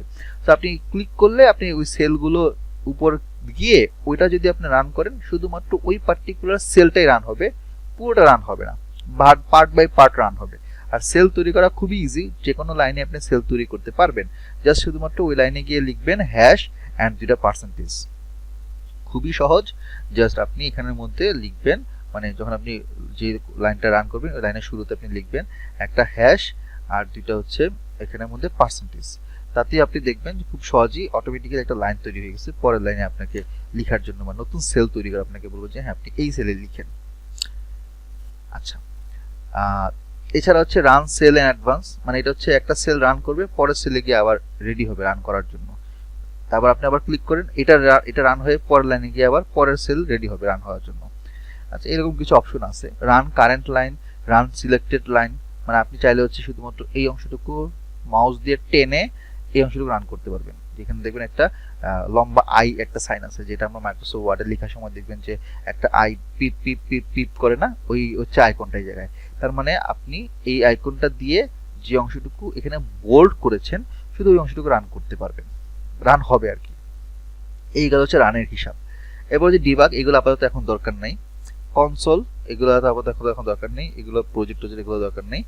আর টুলসে গিয়ে আপনি প্রিফারেন্সে গিয়ে ইনিশিয়ালি কিছু বেসিক চেঞ্জ করতে পারেন, বাট খুব বেশি ঘাটাঘাটি করবেন না, কারণ এখানে একটু এদিক সেদিক হয়ে গেলে দেখা যাবে যে পরে আপনার কোড রান হবে না বা কোনো একটা জায়গায় ঝামেলা হবে, আপনি হচ্ছে বিপদে পড়ে যাবেন। তার থেকে খুব বেশি জায়গায় হাত দেওয়ার দরকার নেই ইনিশিয়াল অবস্থায়, যা আছে যেভাবে আছে সেভাবেই রেখে দেন। প্রথমে অ্যাপিয়ারেন্স আপনি দেখবেন যে এই জায়গায় মেইন ইন্টারফেস নামে একটা ঘর আছে, এখানে লেখা আছে অটোমেটিক। তো আপনি এখানে যদি ক্লিক করেন এই যে এই আইকনটাতে অ্যারো বাটনে, আপনি দেখবেন যে এখানে ডার্ক আছে, লাইট আছে। তো আমি অটোমেটিক দিয়ে রাখছি, কারণ ডার্কে দিলে আবার আপনারা স্টুডেন্টরা দেখতে, আপনাদের স্ক্রিন দেখতে সমস্যা হয়, এই জন্য আমি এটা অটোমেটিক দিয়ে রাখছি। আইকন থিম, মানে আমি এখানে যেই লাইনগুলো এখানে ইউজ করতেছি, যে এই লাইনগুলো বিভিন্ন কালারে দেখতে পাচ্ছেন না, নীল কালার, গোলাপি কালার, সবুজ কালার, এটা কিন্তু আমি দিই নাই, এটার একটা ফরম্যাট আছে বা এটা একটা ডিজাইন আছে। তো আপনারা ডান পাশে যে প্রিভিউ দেখতে পাচ্ছেন, এই প্রিভিউটা হচ্ছে স্পাইডার 3 প্রিভিউ। আপনি যদি এখানে ক্লিক করে না সরি এখানে আর কি সিনটেক্স হাইলাইটিং থিম, ভুল বলছি, সিনটেক্স হাইলাইটিং থিম। আমি যেটা এখন দেখতে পাচ্ছেন এখানে ডান পাশে যেটা, এটা হচ্ছে নোটপ্যাড প্লাস প্লাস। আপনি যদি এটা চেঞ্জ করে, এখানে আর অনেকগুলো আছে, আপনি স্পাইডার ডার্ক দেন, দেখেন ডার্ক ফরম্যাটে চলে আসছে। মানে কেউ যদি মনে করেন আমি রাতের বেলা কাজ করব, আমার এত হোয়াইট ইয়া চোখে লাগে, আপনি ডার্ক ফরম্যাট নেন, সমস্যা কি। আপনি সোলারাইজড ডার্ক নিতে পারেন, বা আপনি হচ্ছে রেটা নিতে পারেন, একদম ফুল ব্ল্যাক। আপনি সাদার মধ্যে দেখতে চান, তাহলে আপনি এখানের মধ্যে প্যাস্টেল তো না, সোলারাইজ লাইট, হালকা, খুব সাদা না। আপনি যেটা দরকার সেইভাবে দেখে অ্যাপ্লাই করে ওকে করে পাইথন স্পাইডারটাকে আবার রিস্টার্ট করবেন, তখন দেখবেন যে আপনার এই ফরম্যাটে চলে আসবে, তখন আপনি যা লিখবেন এই কালারে চলে আসবে। তো আমি সি নোটপ্যাড প্লাস প্লাস ফরম্যাটটা আমি রাখতেছি, ওই রেখে আমি ক্লাস করি। এছাড়া আপনার ভিতরে যে লেখাগুলো আছে সেই লেখার যে format sorry style, font style আপনি চাইলে হচ্ছে এখান থেকে চেঞ্জ করতে পারেন। তো আমি কনসোলাস দিয়ে রাখছি, কারণ কনসোলাস ইট লুকস লাইক কোডের মতো লাগে। আপনি চাইলে হচ্ছে কনসোলাস যদি ভালো না লাগে, আপনি এখানে আরো কয়েকটা আছে, যেমন হচ্ছে লুজিডা কনসোল, কুরিয়ার ভিউ, টার্মিনাল, হ্যাঁ, এগুলো হচ্ছে কাইন্ড অফ আপনার কোডের জন্য ব্যবহৃত হয়। বিভিন্ন ওয়েবসাইটে দেখবেন যে কোডের অংশটুকু হচ্ছে একটু ডিফারেন্ট টাইপের ফন্ট থাকে, এগুলো হচ্ছে ডিফারেন্ট টাইপের ফন্ট, সাইজ কম বেশি করে নিতে পারবেন। অ্যাপ্লিকেশনে হাত দেওয়ার দরকার নেই, এগুলোতে কিছু করা দরকার নেই, এখানে যা যেমন আছে এগুলোতে আপনার হাত দেওয়ার দরকার নেই। যে জায়গায় কাজ করতে পারেন সেটা হচ্ছে কিবোর্ড শর্টকাট। তো আপনি যে কাজগুলো করবেন, ধরেন আপনার একটা প্রোগ্রাম রান করতে হবে, পুরোটা একবার রান করতে যাচ্ছেন, বা শুধুমাত্র সেল রান করতে যাচ্ছেন, তো আপনি ওই রানে গেলে যদি সার্চে গিয়ে আপনি রান ক্লিক করেন, দেখবেন যে এখানে রানের অনেকগুলো মানে কনটেক্সট এবং নাম দেওয়া আছে। আপনি এখানে শর্টকাটে ডাবল ক্লিক করে শর্টকাটটা চেঞ্জ করতে পারবেন। আপনি চাইলে অল্টার, শিফট, কন্ট্রোল বা F1 F2 F3, এখানে অনেকগুলো অপশন আছে, এটা আপনার সুবিধা মতো আপনি চেঞ্জ করতে পারবেন। এটা আই থিঙ্ক প্রায় মানে অন্যান্য যে সকল আইডি আছে সবগুলোতে এরকম অপশন আছে, চেঞ্জ করা যায় নিজের সুবিধা মতন। আর এগুলো যেগুলো আছে এগুলো যেমন আছে তেমনই থাকুক, এগুলো তো হাত দেওয়ার দরকার নেই। ওকে করে আপনি আবার রিস্টার্ট করলে এই যতগুলো চেঞ্জ করবেন সেটা তখন পরের ইয়া থেকে এফেক্ট হবে। ভিউতে প্যান্সের কাজগুলো বললাম, আনলক করে কাজগুলো করতে পারবেন। বাকি টুলবার্স হচ্ছে আপনি এই যে উপরে যে অপশনগুলো আছে, টুলবার্স রাখতে পারেন, নাও রাখতে পারেন। তো প্রথম দিকে আপনার ইনিশিয়াল অবস্থায় এগুলোতে হাত না দিয়ে যেভাবে অ্যাজ ইট ইজ আপনি রেখে কাজ করবেন। যদি কোনো কারণে দেখেন যে স্পাইডারটা ইনস্টল করার পরে, ওপেন করার পরে দেখাচ্ছে না, আমি যেভাবে দেখতে পাচ্ছেন এখানের মধ্যে এইভাবে দেখাচ্ছে না, তখন আপনি ওই টুলসে গেলে আপনি ভিউতে গিয়ে টুল বার্সে গিয়ে আপনি হচ্ছেন ওইটা দেখবেন যে ওইটা টিক চিহ্ন দেওয়া না দেওয়া কিনা, না দেওয়া থাকলে টিক চিহ্ন দিয়ে দিবেন, দিলে ওটা চলে আসবে। তো এই উপরের অংশগুলো আমরা দেখলাম। এরপর হচ্ছে এখানে দেখবেন আপনার নিচে যে আইকন, এগুলো হচ্ছে সব কমন আইকন যেগুলো আমরা প্রতিনিয়ত ইউজ করি। যেমন এটা হচ্ছে ওপেন আইকন, নিউ আইকন, এটা হচ্ছে ওপেন আইকন, ওপেনে ক্লিক করলে আপনার ফাইল এখান থেকে নতুন করে ওপেন হবে, আপনি হার্ড ডিস্ক থেকে চুজ করতে পারবেন। সেভ আইকন, রান আইকন, এটা দিয়ে করলে পুরোটা একবার রান হবে। এটা হচ্ছে রান সেল, আপনি ক্লিক করলে শুধুমাত্র সেলটা রান হবে। রান সেল অ্যান্ড অ্যাডভান্স, এটা সেল রান হবে তো হবেই, পরের সেলে গিয়ে রান করার জন্য রেডি হবে। এটা হচ্ছে আপনার শুধুমাত্র ওই অংশটুকু, ওই যে যেটা বললাম যে ব্লক করে রান করলে আপনার হবে। এগুলো আপাতত এখন দরকার নেই। প্রিফারেন্স আপনি এখান থেকে সরাসরি ক্লিক করলে আবার প্রিফারেন্সটা চলে আসবে। এই গেল, তেমন কিছু নাই এখানের মধ্যে, সবই একদম ক্লিয়ার কাট, ক্লিয়ার জিনিস, খুব প্রিসাইজলি বলা আছে এখানের মধ্যে, নতুন কিছু নাই। এখানে আপনার অনেকগুলো দেখবেন যে আমি এখানে অনেকগুলো ইয়ে ওপেন করে রাখছি বিভিন্ন কাজের জন্য, বিভিন্ন প্রেডিকশন, না আমি হচ্ছে যে প্রজেক্টগুলো নিয়ে কাজ করি অথবা অন্যান্য আমার অন্য ব্যাচে যে কাজগুলো হয়, যেমন আমি হচ্ছে অ্যাডভান্স স্ট্যাটিস্টিক্সের যে সকল কোডগুলো আছে বা ধরেন মেশিন লার্নিং এর যে কোডগুলো আছে, আমার নিজের প্র্যাকটিসের জন্য আমি হচ্ছে এগুলো সরি ওপেন করে রাখি। এবং এখানে আমার দেখেন উপরের লাইন থেকে শুরু হচ্ছে কোড, উপর থেকে লাইন সিরিয়ালে যাচ্ছে। এবং একটা জিনিস সবসময় খেয়াল রাখবেন, এই অংশটুকু আমি একটু যদি কন্ট্রোলে চাপ দিয়ে আপনি মাউসের রোলারটা যদি ঘুরান, দেখবেন যে বড় হচ্ছে। আচ্ছা, আপনি খেয়াল করে দেখবেন প্রত্যেকটা লাইন কিন্তু ফার্স্ট ইন্ডেন্ট থেকে শুরু, কোনো ধরনের কোনো স্পেস নাই, মানে কোনো স্পেস কিন্তু আমি দিচ্ছি না, এখানে কোনো স্পেস দিচ্ছি না। খেয়াল করেন স্পেস দেওয়ার সাথে সাথে কিন্তু এখানে ভুল ধরতেছে। এই জায়গায় দেখবেন আনএক্সপেক্টেড ইন্ডেন্ট, ইন্ডেন্ট কিন্তু প্রথম লাইন শুরু থেকে যেখান থেকে এসে সেখান থেকে শুরু করতে হবে, কোনো স্পেস দিয়ে শুরু করতে পারবেন না। হ্যাঁ, পরবর্তীতে আপনি এখানের মধ্যে স্পেস কম বেশি করতে পারেন, স্পেস আপনি এখানে মধ্যে এতগুলো স্পেস দিয়ে করতে পারেন, কোনো সমস্যা নেই, পাইথন মাইন্ড করবে না। বাট পাইথন তখনই মাইন্ড করবে যদি আপনি শুরুতে স্পেস দেন। শুরুতে জীবনও স্পেস দেওয়া যাবে না, মরে গেলেও না, ঠিক আছে? দেখেন আমি কোনো জায়গায় স্পেস দিই নাই, না দিলেই কিন্তু কাজ করবে না, একদম ফার্স্ট ইন্ডেন্ট থেকে শুরু করতেছি এভরিথিং। ওকে, এটা খেয়াল রাখবেন। তারপর আরো অনেক খেয়াল রাখার জিনিস আছে, সেগুলো ওভার দ্য টাইম যখন আমি ক্লাস করাবো তখন আপনাদেরকে বলবো যে কোন জায়গায় কোন কাজটা করবেন। এই অংশটুকু যদি আমরা বুঝতে পারি, আমাদের যেই কোডের এরিয়া, আমাদের কোড রান করার পরে আমাদের আউটকামটা আসবে নিচে এই জায়গায়। তো দেখেন এখানে লেখা আছে কনসোল 1/a, তো আমি এখানে কিছু লিখে নাই, মানে কোনো কোড রান করি না, এই জন্য ইনপুট 1 ব্ল্যাঙ্ক দেখাচ্ছে। আপনি এখানে ইনপুট 1 যদি ম্যানুয়ালি 2+2 দেন, আউট 1 4 দেখাচ্ছে। আবার সেকেন্ডটার জন্য সে রেডি হচ্ছে। আপনি এখানে কোড টাইপ করেও দিতে পারেন, আবার আপনি যদি উপর থেকে যদি রান করেন, ধরুন আমি যদি এখানের মধ্যে রান করি, কারণ আমি এই অংশটা রান করলাম, এই সেলটা রান করলাম, এই সেলটা রান হয়েছে, রান সেল দিস, এখানে কোনো আউটপুট নাই এই জায়গার মধ্যে, জাস্ট খালি ইয়াগুলো ইম্পোর্ট করছি। সেকেন্ড হচ্ছে আমি ধরেন এখানের মধ্যে কিছু ভেরিয়েবল নিলাম, নিয়ে আমি কিছু চেক করলাম, তো রান করলে কি হবে, এই যে আমি যে ভেরিয়েবলগুলো এখানে নিচ্ছি সেটা সাথে সাথে এখানের মধ্যে চলে আসছে। আর কিছু আউটপুট যেমন হেড, তারপর ইনফো, হ্যাঁ, এগুলো আমার নিচে এখানের মধ্যে চলে আসছে, দেখছেন লেখার সাথে সাথে কিন্তু চলে আসছে। তো আমি যখন এই সেলটা রান করছি আমার নিচে এই অপশনগুলো এখানের মধ্যে আসছে, কোনটা কি জিনিস সেগুলো আমরা আস্তে আস্তে দেখবো। এটা গেল হচ্ছে আমাদের নিচের অপশনের কথা। তো ধরেন আপনার যদি কোড রান করার পর আপনি যদি মনে হয় যে আপনি আরেকটা জায়গাতে শুরু করবেন, এইটা শুরু করবেন, আপনি যাচ্ছেন যে এই অংশটুকু আপনি মুছে ফেলবেন, মানে ফ্রেশ থেকে শুরু করবেন, আপনার এইটা ক্লোজ করে আবার ওপেন করার দরকার নেই। আপনি জাস্ট এখানে 3টা লাইনে একটা বাটন আছে, অপশন আছে, এখানে ক্লিক করে আপনি জাস্ট করবেন রিস্টার্ট কার্নেল, মানে এটা একটা কার্নেল আকারে কাজ করতেছে। কার্নেল হচ্ছে আপনার যেই সোর্স অফ অপারেশনের একটা পার্ট হিসেবে কার্নেল, এই কার্নেলটাকে আমি যদি রিস্টার্ট করি সে আবার হচ্ছে নতুন করে ফ্রেশভাবে শুরু করবে, এবং রিস্টার্ট করলে আপনার এগুলোও চলে যাবে, ভেরিয়েবলগুলো চলে যাবে। এখন ধরুন 4টা ভেরিয়েবল আছে। এবার আসে হচ্ছে আমরা এই ভেরিয়েবলের এরিয়াতে কি দেখাচ্ছে, আমি একটু এই পাশে নিয়ে আপনাকে বড় করে দেখাই। এটা অবশ্যই বড় হয় না, এখানে আসলে যা আছে এই সেম সাইজই। প্রথম হচ্ছে নাম, আপনার যে নামে সেভ করছেন সেই নামটা থাকবে। টাইপ, এটা ডেটা ফ্রেম আকারে আছে, তো ডেটা ফ্রেম কি এগুলো আমরা সামনে দেখবো পান্ডা যখন আমরা কাজ করব। সাইজ, সাইজ মানে হচ্ছে রো এবং কলাম কয়টা করে আছে। এটা হচ্ছে ভ্যালু, কলামের নাম বা ভ্যালু আকারে এখানে দেখাচ্ছে। যেমন আমি যদি এখানে ডিএফটাকে ধরেন ডিএফ ফিচারকে ডাবল ক্লিক করি, এখানে 8100 কত 90টা রো আছে উপর থেকে নিচ পর্যন্ত, 12টা কলাম আছে, 1 2 3 4 5 6 7 করতে করতে এইখানের মধ্যে 12টা কলাম আছে। সো রো কোনটা, কলাম কোনটা, বা কোনটা কি বোঝায় এগুলো আমরা আস্তে আস্তে দেখব। এখানে সবগুলো হচ্ছে জমা হবে অ্যালফাবেটিক ওয়েতে, আপনার যখন যেটা দরকার এখান থেকে আপনি চুজ করে নিতে পারবেন। আমি ধরেন যদি রান করি পুরোটা, দেখেন আমার এই পুরো প্রোগ্রামের যা যা দরকার সব আমি এখানের মধ্যে একবার রান করছি, সব চলে আসছে।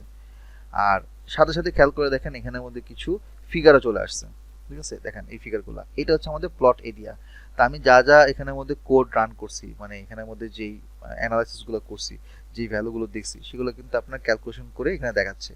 আর যেগুলো আমার মানে ভিজুয়ালাইজ টাইপের সেগুলো এখানে চলে আসছে। সো স্পাইডারে কাজ করার এই জিনিসটা সুবিধা হচ্ছে এই যে আমি একই সাথে আমার আউটকাম দেখতে পাচ্ছি, আমার কোড দেখতে পাচ্ছি, আমার ভেরিয়েবল দেখতে পাচ্ছি, আমার আউটপুট দেখতে পাচ্ছি। তো এটা একটা খুব ইন্টারেস্টিং জিনিস, যার কারণে আমি আসলে স্পাইডারটাকে মানে মানে অ্যাটলিস্ট বিগিনার লেভেল যারা তাদের জন্য আমি এটা প্রিফার করি। আপনি কিন্তু 4টা জিনিস একসাথে এখানে পাবেন না, মানে আপনি ট্রাই করে দেখতে পারেন, সমস্যা নেই, জুপিটার ভেবে পাবেন না। হ্যাঁ, এটা একটা মজার জিনিস। এই হচ্ছে মোটামুটি স্পাইডারের আমার ওভারঅল যে আইডিয়াটা, স্পাইডারটা দেখতে কিরকম, এখানে কোনটা কি জিনিস আছে সেটা আমি আপনাদেরকে এক্সপ্লেন করলাম। এখন আমাকে আপনারা বলেন যদি আপনাদের কোনো কোশ্চেন থেকে থাকে আমাকে এখন করতে পারেন।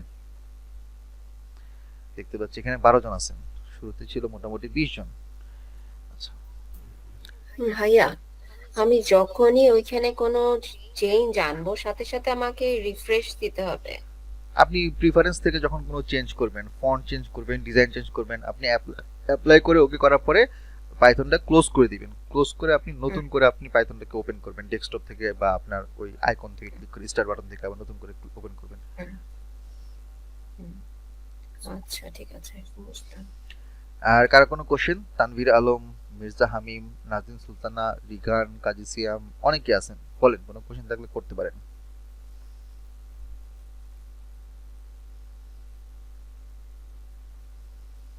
আমি কি খুব মানে কঠিন ভাবে বোঝাচ্ছি? কাজী সিয়াম বলেন। ভাইয়া, এই যে পাইথন প্র্যাকটিস করতে যে ওই এররের প্রবলেমটা খুব বেশি হয়, এবং মানে জুপিটার নোটবুকে কয়েকবার ট্রাই করছিলাম।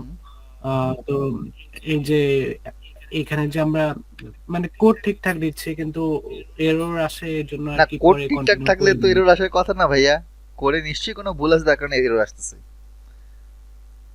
আহ, ওই যে আচ্ছা, ওকে, সো ওকে, আচ্ছা দেখা যাক ভাইয়া। ধরেন ধরেন আমি আপনাকে জিনিসটা বলি, ধরেন আমি আপনাকে, আপনি এররের কথা বলতেছেন তো, একটু এরর নিয়ে কথা বলি। ধরেন আপনি এখানের মধ্যে ইম্পোর্টে আপনি একটা স্পেস দিচ্ছেন, আপনি স্পেস হুম, দিয়ে হচ্ছে রান করতেছেন, ঠিক আছে, ইম্পোর্ট হয়েছে, ঠিক আছে, কিন্তু এখানে কোড এখানের মধ্যে দেখাচ্ছে যে এটা আনএক্সপেক্টেড ইন্ডেন্ট।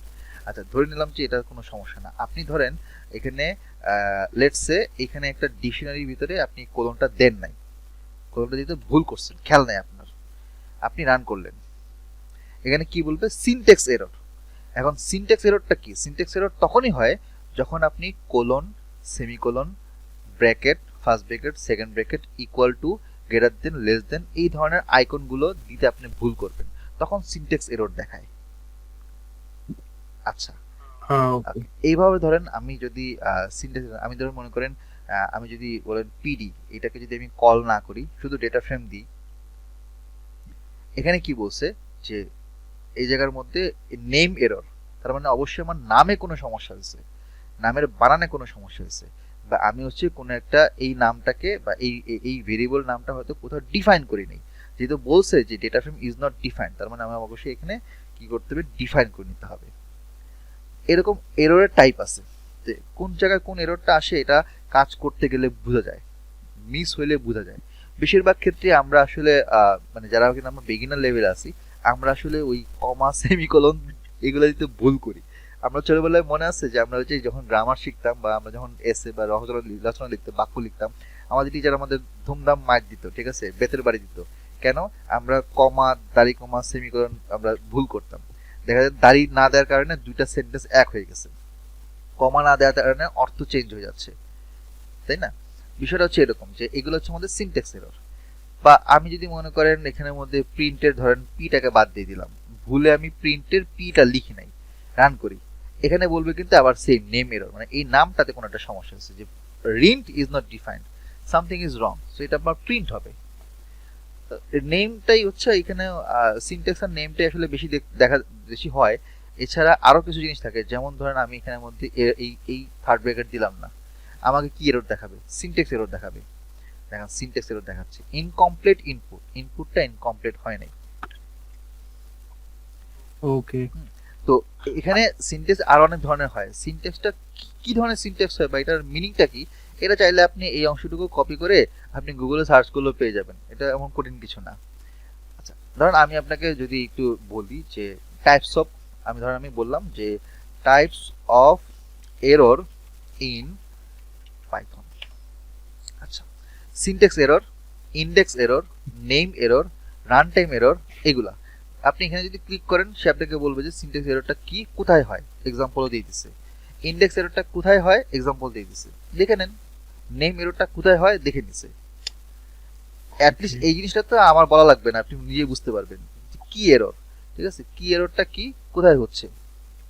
আপনি হয়তো ওই যে ডেটা থেকে আপনি কল করতেছেন, ওই যখন আপনি কল করবেন, আপনি ওই কলাম বা হচ্ছে কোনো একটা জায়গা থেকে যখন আপনি সোর্স করবেন, সোর্সিং এ যদি কোনো প্রবলেম থাকে, তখন আপনার ধরেন কোনো একটা কি এরর আসে, যে আপনি কোনো একটা ডিকশনারি থেকে অ্যাক্সেস করতে যাচ্ছেন বাট কিটাকে পাচ্ছে না। লজিক্যাল এরর থাকে, যখন আপনার বিভিন্ন ধরনের লজিক্যাল অপারেশনস গুলো যখন কাজ না করে বা যদি কোনো কারণে কোনো মিসিং থাকে, তখনই এররটা দেখায়। ভ্যালু এরর, ভ্যালু এররটা হয় কি, যখন আমি কোনো একটা argument of A correct data type, মানে আমার যদি ডেটা টাইপের মধ্যে যদি কোনো ভ্যালু ধরেন আমি লেটস সে কোনো একটা নিউমেরিক্যাল ভ্যালু নিয়ে আমি একটা কলাম নিয়ে কাজ করতেছি, কিন্তু ওই কলামের মধ্যে কোনো জায়গায় হয়তো একটা ক্যাটাগরিক্যাল ভ্যালু চলে আসছে, তখন যখন ওই কলামটা প্রত্যেকটা ভ্যালুকে যখন সে চেক করতে করতে করতে করতে করতে যাবে, ধরুন একটা লুপের মধ্যে যাচ্ছে, একটা লুপ ফর লুপ চালাচ্ছেন আপনি, তখন দেখলো যে একটা জায়গায় গিয়ে সে নিউমেরিক ডেটার জায়গায় ক্যাটাগরিক্যাল ডেটা পেলো, একটা শব্দ পেলো, একটা ওয়ার্ড পেলো, সে ওটা তো ওয়ার্ডই, এটা তো নাম্বার না, সেটা নিতে পারতেছে না, তখনই সে বললো যে ভ্যালু এরর। ওকে ভাই, ভাই আমাদের ইনস্টলেশনটা দেখান। আমরা হচ্ছে আমি প্রথমে অ্যানাকোন্ডা, আপনি যখন কথা বলতেছিলেন তখন অ্যানাকোন্ডা ট্রাই করলাম, তো অ্যানাকোন্ডা লোড হতে দেরি হচ্ছিল, তারপরে স্পাইডারে গেলাম। এখন স্পাইডারটা একটু ইয়াটার সমস্যা হচ্ছে আর কি, কি কি সমস্যা হচ্ছে? ফাইলটার সমস্যা দেখাচ্ছে। আপনি কি স্পাইডারের মেইন ওয়েবসাইট থেকেই নিছেন, এখান থেকে নিছেন?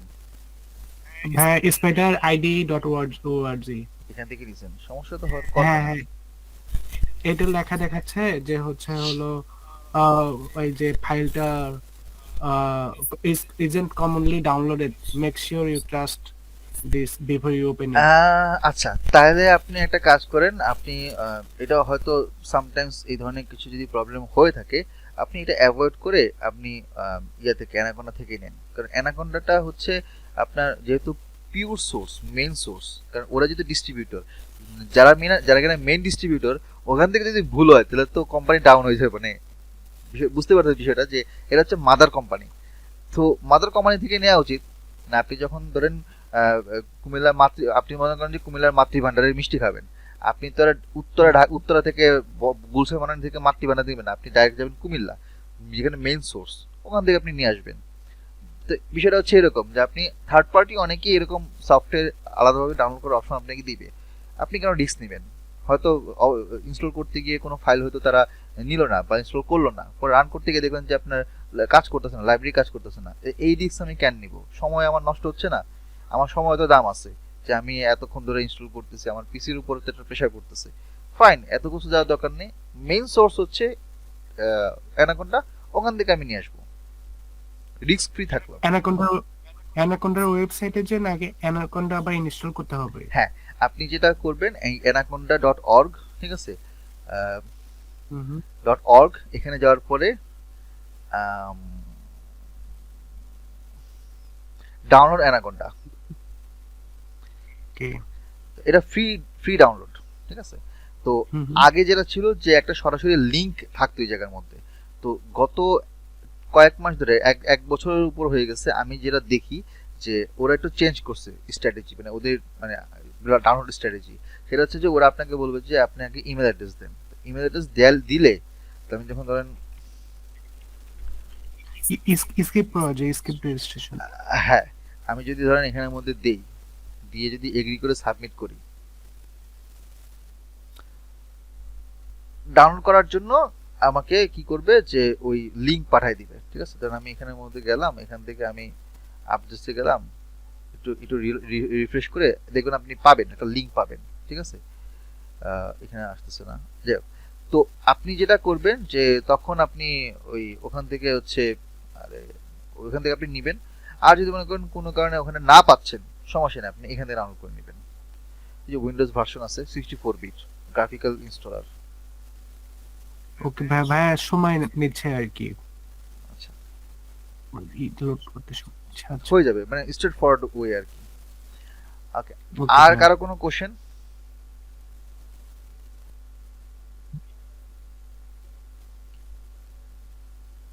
আচ্ছা, যদি কোশ্চেন না থাকে, আম, আমরা হচ্ছে আমাদের যেই মেইন ক্লাস, আজকে তো আসলে অনেক ছোটখাটো বিষয় নিয়ে আলোচনা করছি।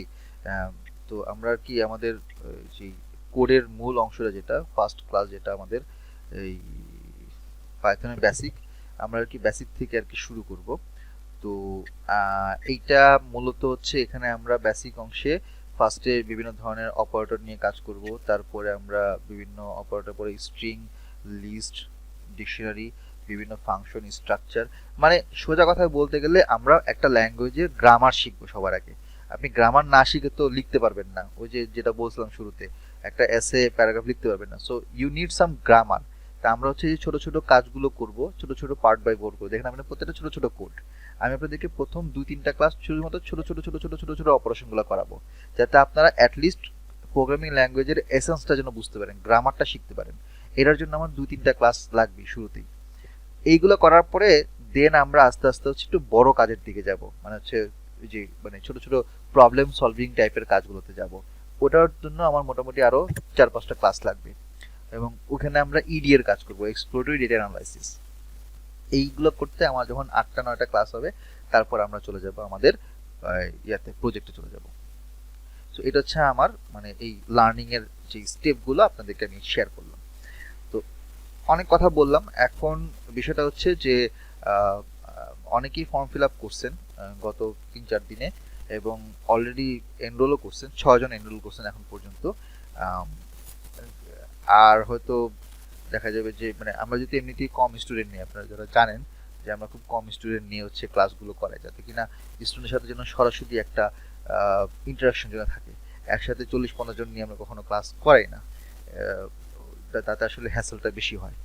তো আমরা সবসময় বলি যে আমরা স্টুডেন্ট কম করাই এবং একটা লিমিটেড স্টুডেন্টের মধ্যে থাকার চেষ্টা করি। আমাদের ওই আপনারা তো জানেন যে আজকে 23 তারিখ, তাই না? 25 তারিখ পর্যন্ত একটা অফার আছে মানে আমাদের এমনিতে কোর্স ফি এখানে রাখা হয়েছে 2000 টাকা, আর 25 তারিখ পর্যন্ত একটা ছোট অফার আছে, সেটা হচ্ছে 400 টাকার একটা ডিসকাউন্ট। মানে আপনারা যদি আর্লি বার্ডে একটা ডিসকাউন্ট পেতে চান তাহলে 25 তারিখ রাতের 10টা বা 9টার মধ্যে আর কি এনরোল করে ফেলবেন। আর না হলে হচ্ছে 2000 টাকা তখন হয়ে যাবে আর কি কোর্স ফি। আর আপনাদের মধ্যে যারা অলরেডি আমাদের কোনো না কোনো কোর্স করতেছেন, হয়তো এসকিউএল এর কোর্স, হয়তো এক্সেল এর কোর্স, হয়তো কোনো বুট ক্যাম্প করতেছেন, তো আপনারা চাইলে ইটস অপশনাল, মানে আপনাদের উপর ডিপেন্ড করতেছে। যদি চান তাহলে সেক্ষেত্রে আমাদেরকে একটু ইমেল করবেন। আমাকে নক করলে আসলে খুব একটা লাভ নেই, আপনি একটু আমাদেরকে ইমেল করে বলবেন যে আপনি এখন এই মুহূর্তে 241211110 কোনো একটা ব্যাচে আছেন, আপনি এটাতে এনরোল করতে যাচ্ছেন, তখন আপনাকে একটা ডিসকাউন্টেড একটা ফি তখন আরেকটু কমায় হতে দিবে। কত কমায় দিবে সেটা আসলে আমি জানি না, কারণ আমার সাথে এটা নিয়ে কথা হয় নাই, আমার টিম থেকে কেউ কিছু বলে নাই, বাট ইমেল করে একটু জেনে নেবেন, তখন ওরাই আপনাকে বলে দিবে।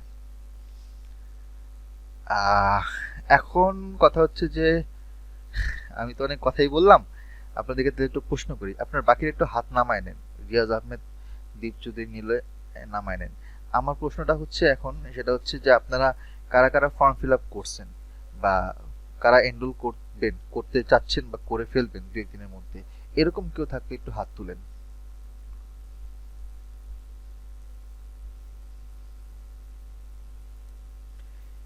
যারা এনরোল করছে তারাও কি হাত না তুলবে? না, তারা লাগবে না, আমি তো তাদেরকে চিনি, যেমন কাজী সিয়াম আপনি করছেন, তারপর ডক্টর এমডি গোলাম ফারুক সাহেব আপনি করছেন, হ্যাঁ, এরকম আছে অনেকে যারা অলরেডি করে ফেলছেন। তো বাকি যারা আছেন নতুন, যে আজকের ক্লাসটা করছেন অথবা গতকাল আমি একটা শর্ট সামারি দিয়েছিলাম ওটার ক্লাস করছেন, এরকম ইন্টারেস্টেড যারা ফর্ম ফিল আপ করেছেন বা করে ফেলবেন আর কি, হয়তো এখনো করেন নাই, ডোন্ট ওয়ারি, সমস্যা নেই, বাট অ্যাটলিস্ট জয়েন করবেন এতটুকু যদি আপনারা একটা মনস্থির করে রাখেন, সেটাও আমি একটু কাউন্ট করতে চাচ্ছি আর কি, ওই হিসাবে আমি একটু একটা আইডিয়া করতে চাচ্ছি। তো আমি এখানে 3 জন দেখতে পাচ্ছি।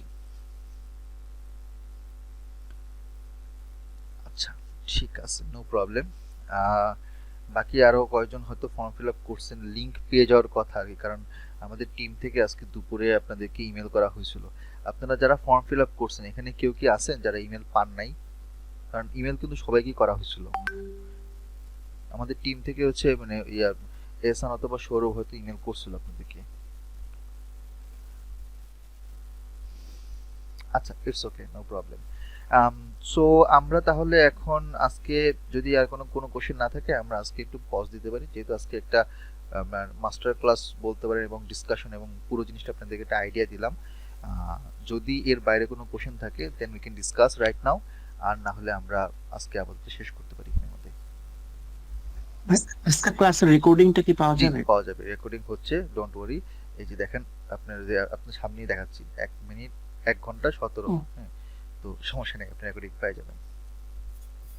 আচ্ছা আচ্ছা, থ্যাংক ইউ। আমি আসলে আজকে মূল্যবান ক্লাসটা মিস করছি। না না না, সমস্যা নেই, আমি এই ইমেল ইয়াতে পেয়ে যাবেন, রেকর্ডিং পেয়ে যাবেন, সমস্যা নেই। আজকে ওই আপনি কি পাইথনের যে সফটওয়্যারটা ওটা কি ইনস্টল করে দেখাই দিয়েছেন সবাইকে? আমি ইনস্টল করার প্রসেসটা বলছি, মানে এই ভিডিওতে আছে, আপনি দেখে নিতে পারবেন। আচ্ছা, এটা কত পাইথনের কোনো ইয়ে আছে, মানে কত নম্বর? না না, ওটা আপনার ওটা নিয়ে চিন্তা করতে হবে না, আপনি জাস্ট এখানে ওই যে অ্যানাকোন্ডাতে গিয়ে জাস্ট আপনি আপনার ইমেল অ্যাড্রেস দিয়ে এখানের মধ্যে লগ ইন করবেন বা আপনি ইনফরমেশন দিবেন, আপনাকে লিঙ্কটা দিয়ে দিবে।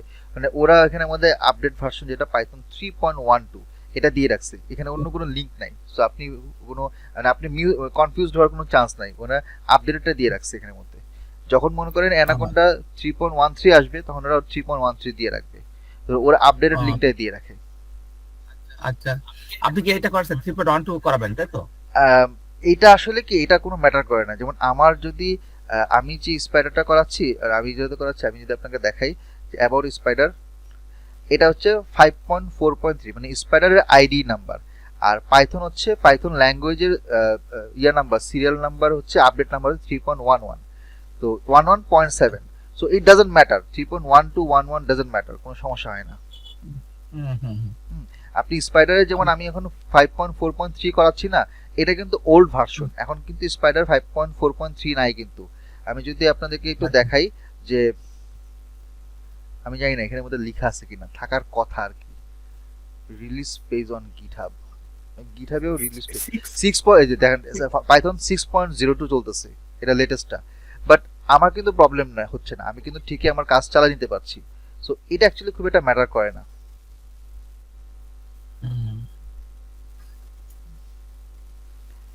আচ্ছা, আর কারো কোনো কোশ্চেন? ভাই আমার ইনস্টল মেবি হয়ে গেছে। ভেরি গুড, যে লেখা গ্রেট। আচ্ছা, আপনি কি এটা আপনার স্ক্রিনটা শেয়ার করবেন, তাহলে বাকিরা একটু দেখে ফেলতে পারবে। দেখেন একজন কিন্তু করে ফেলছেন, আমি কিন্তু আমার স্ক্রিনটা শেয়ার অফ করে দিচ্ছি, আপনি একটু স্ক্রিনটা শেয়ার করে দেখান তো কি কি দেখাচ্ছে। Very good.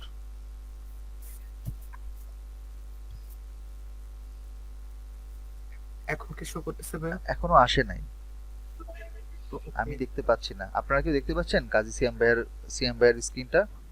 হ্যাঁ দেখতে পাচ্ছি। আমি তো দেখতে পাচ্ছি না, মানে আমার এখান থেকে আমার তো অনেকগুলো ট্যাব ওপেন করা আছে, এটা একটা সমস্যা। ও হাজারো হাজারো জিনিস নিয়ে কাজ ওপেন করে কাজ করতে হয়। আমি অবশ্যই দেখতে পাচ্ছি না, ইটস ওকে, সমস্যা নাই। হইলে হইলো। ভাইয়া কেউ দেখতে পাচ্ছেন এখানে? হ্যাঁ আমরা দেখতে পাচ্ছি আপনি যদি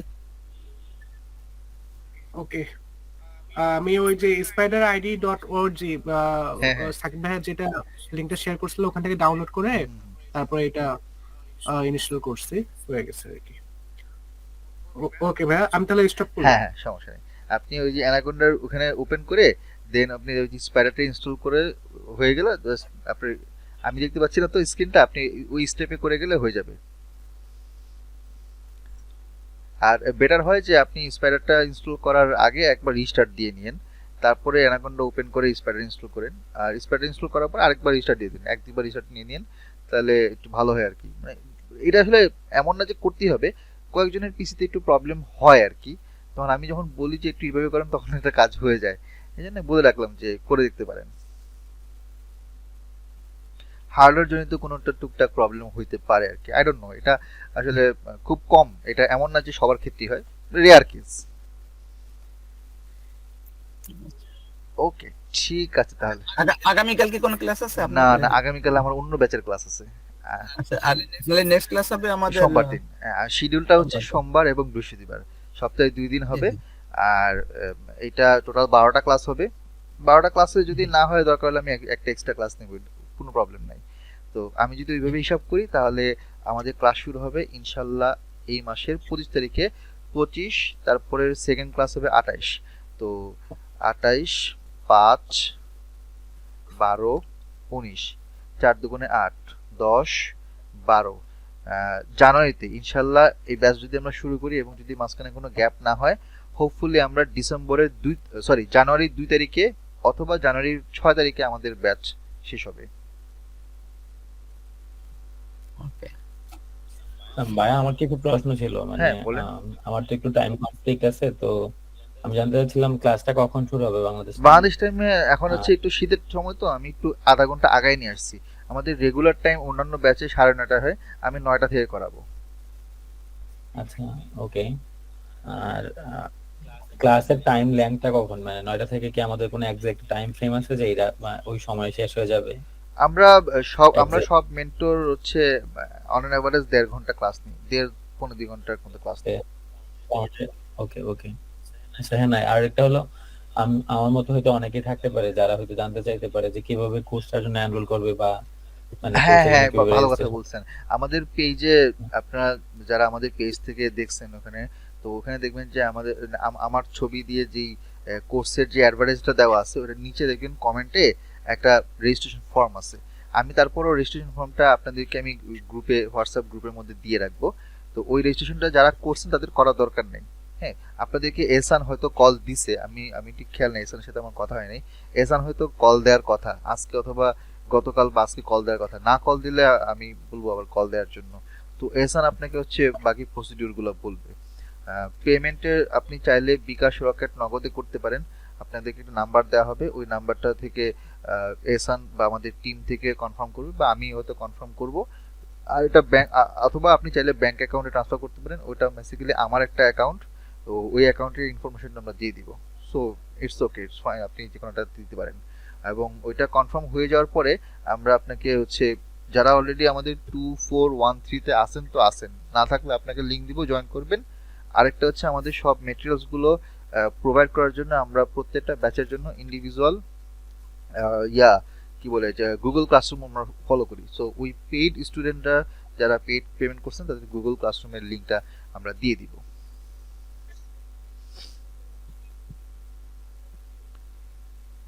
সো এই ছিল মোটামুটি আজকের মতো। আর যদি কোনো কোশ্চেন না থাকে তাহলে আজকে আমরা এখানে লিভ নেই।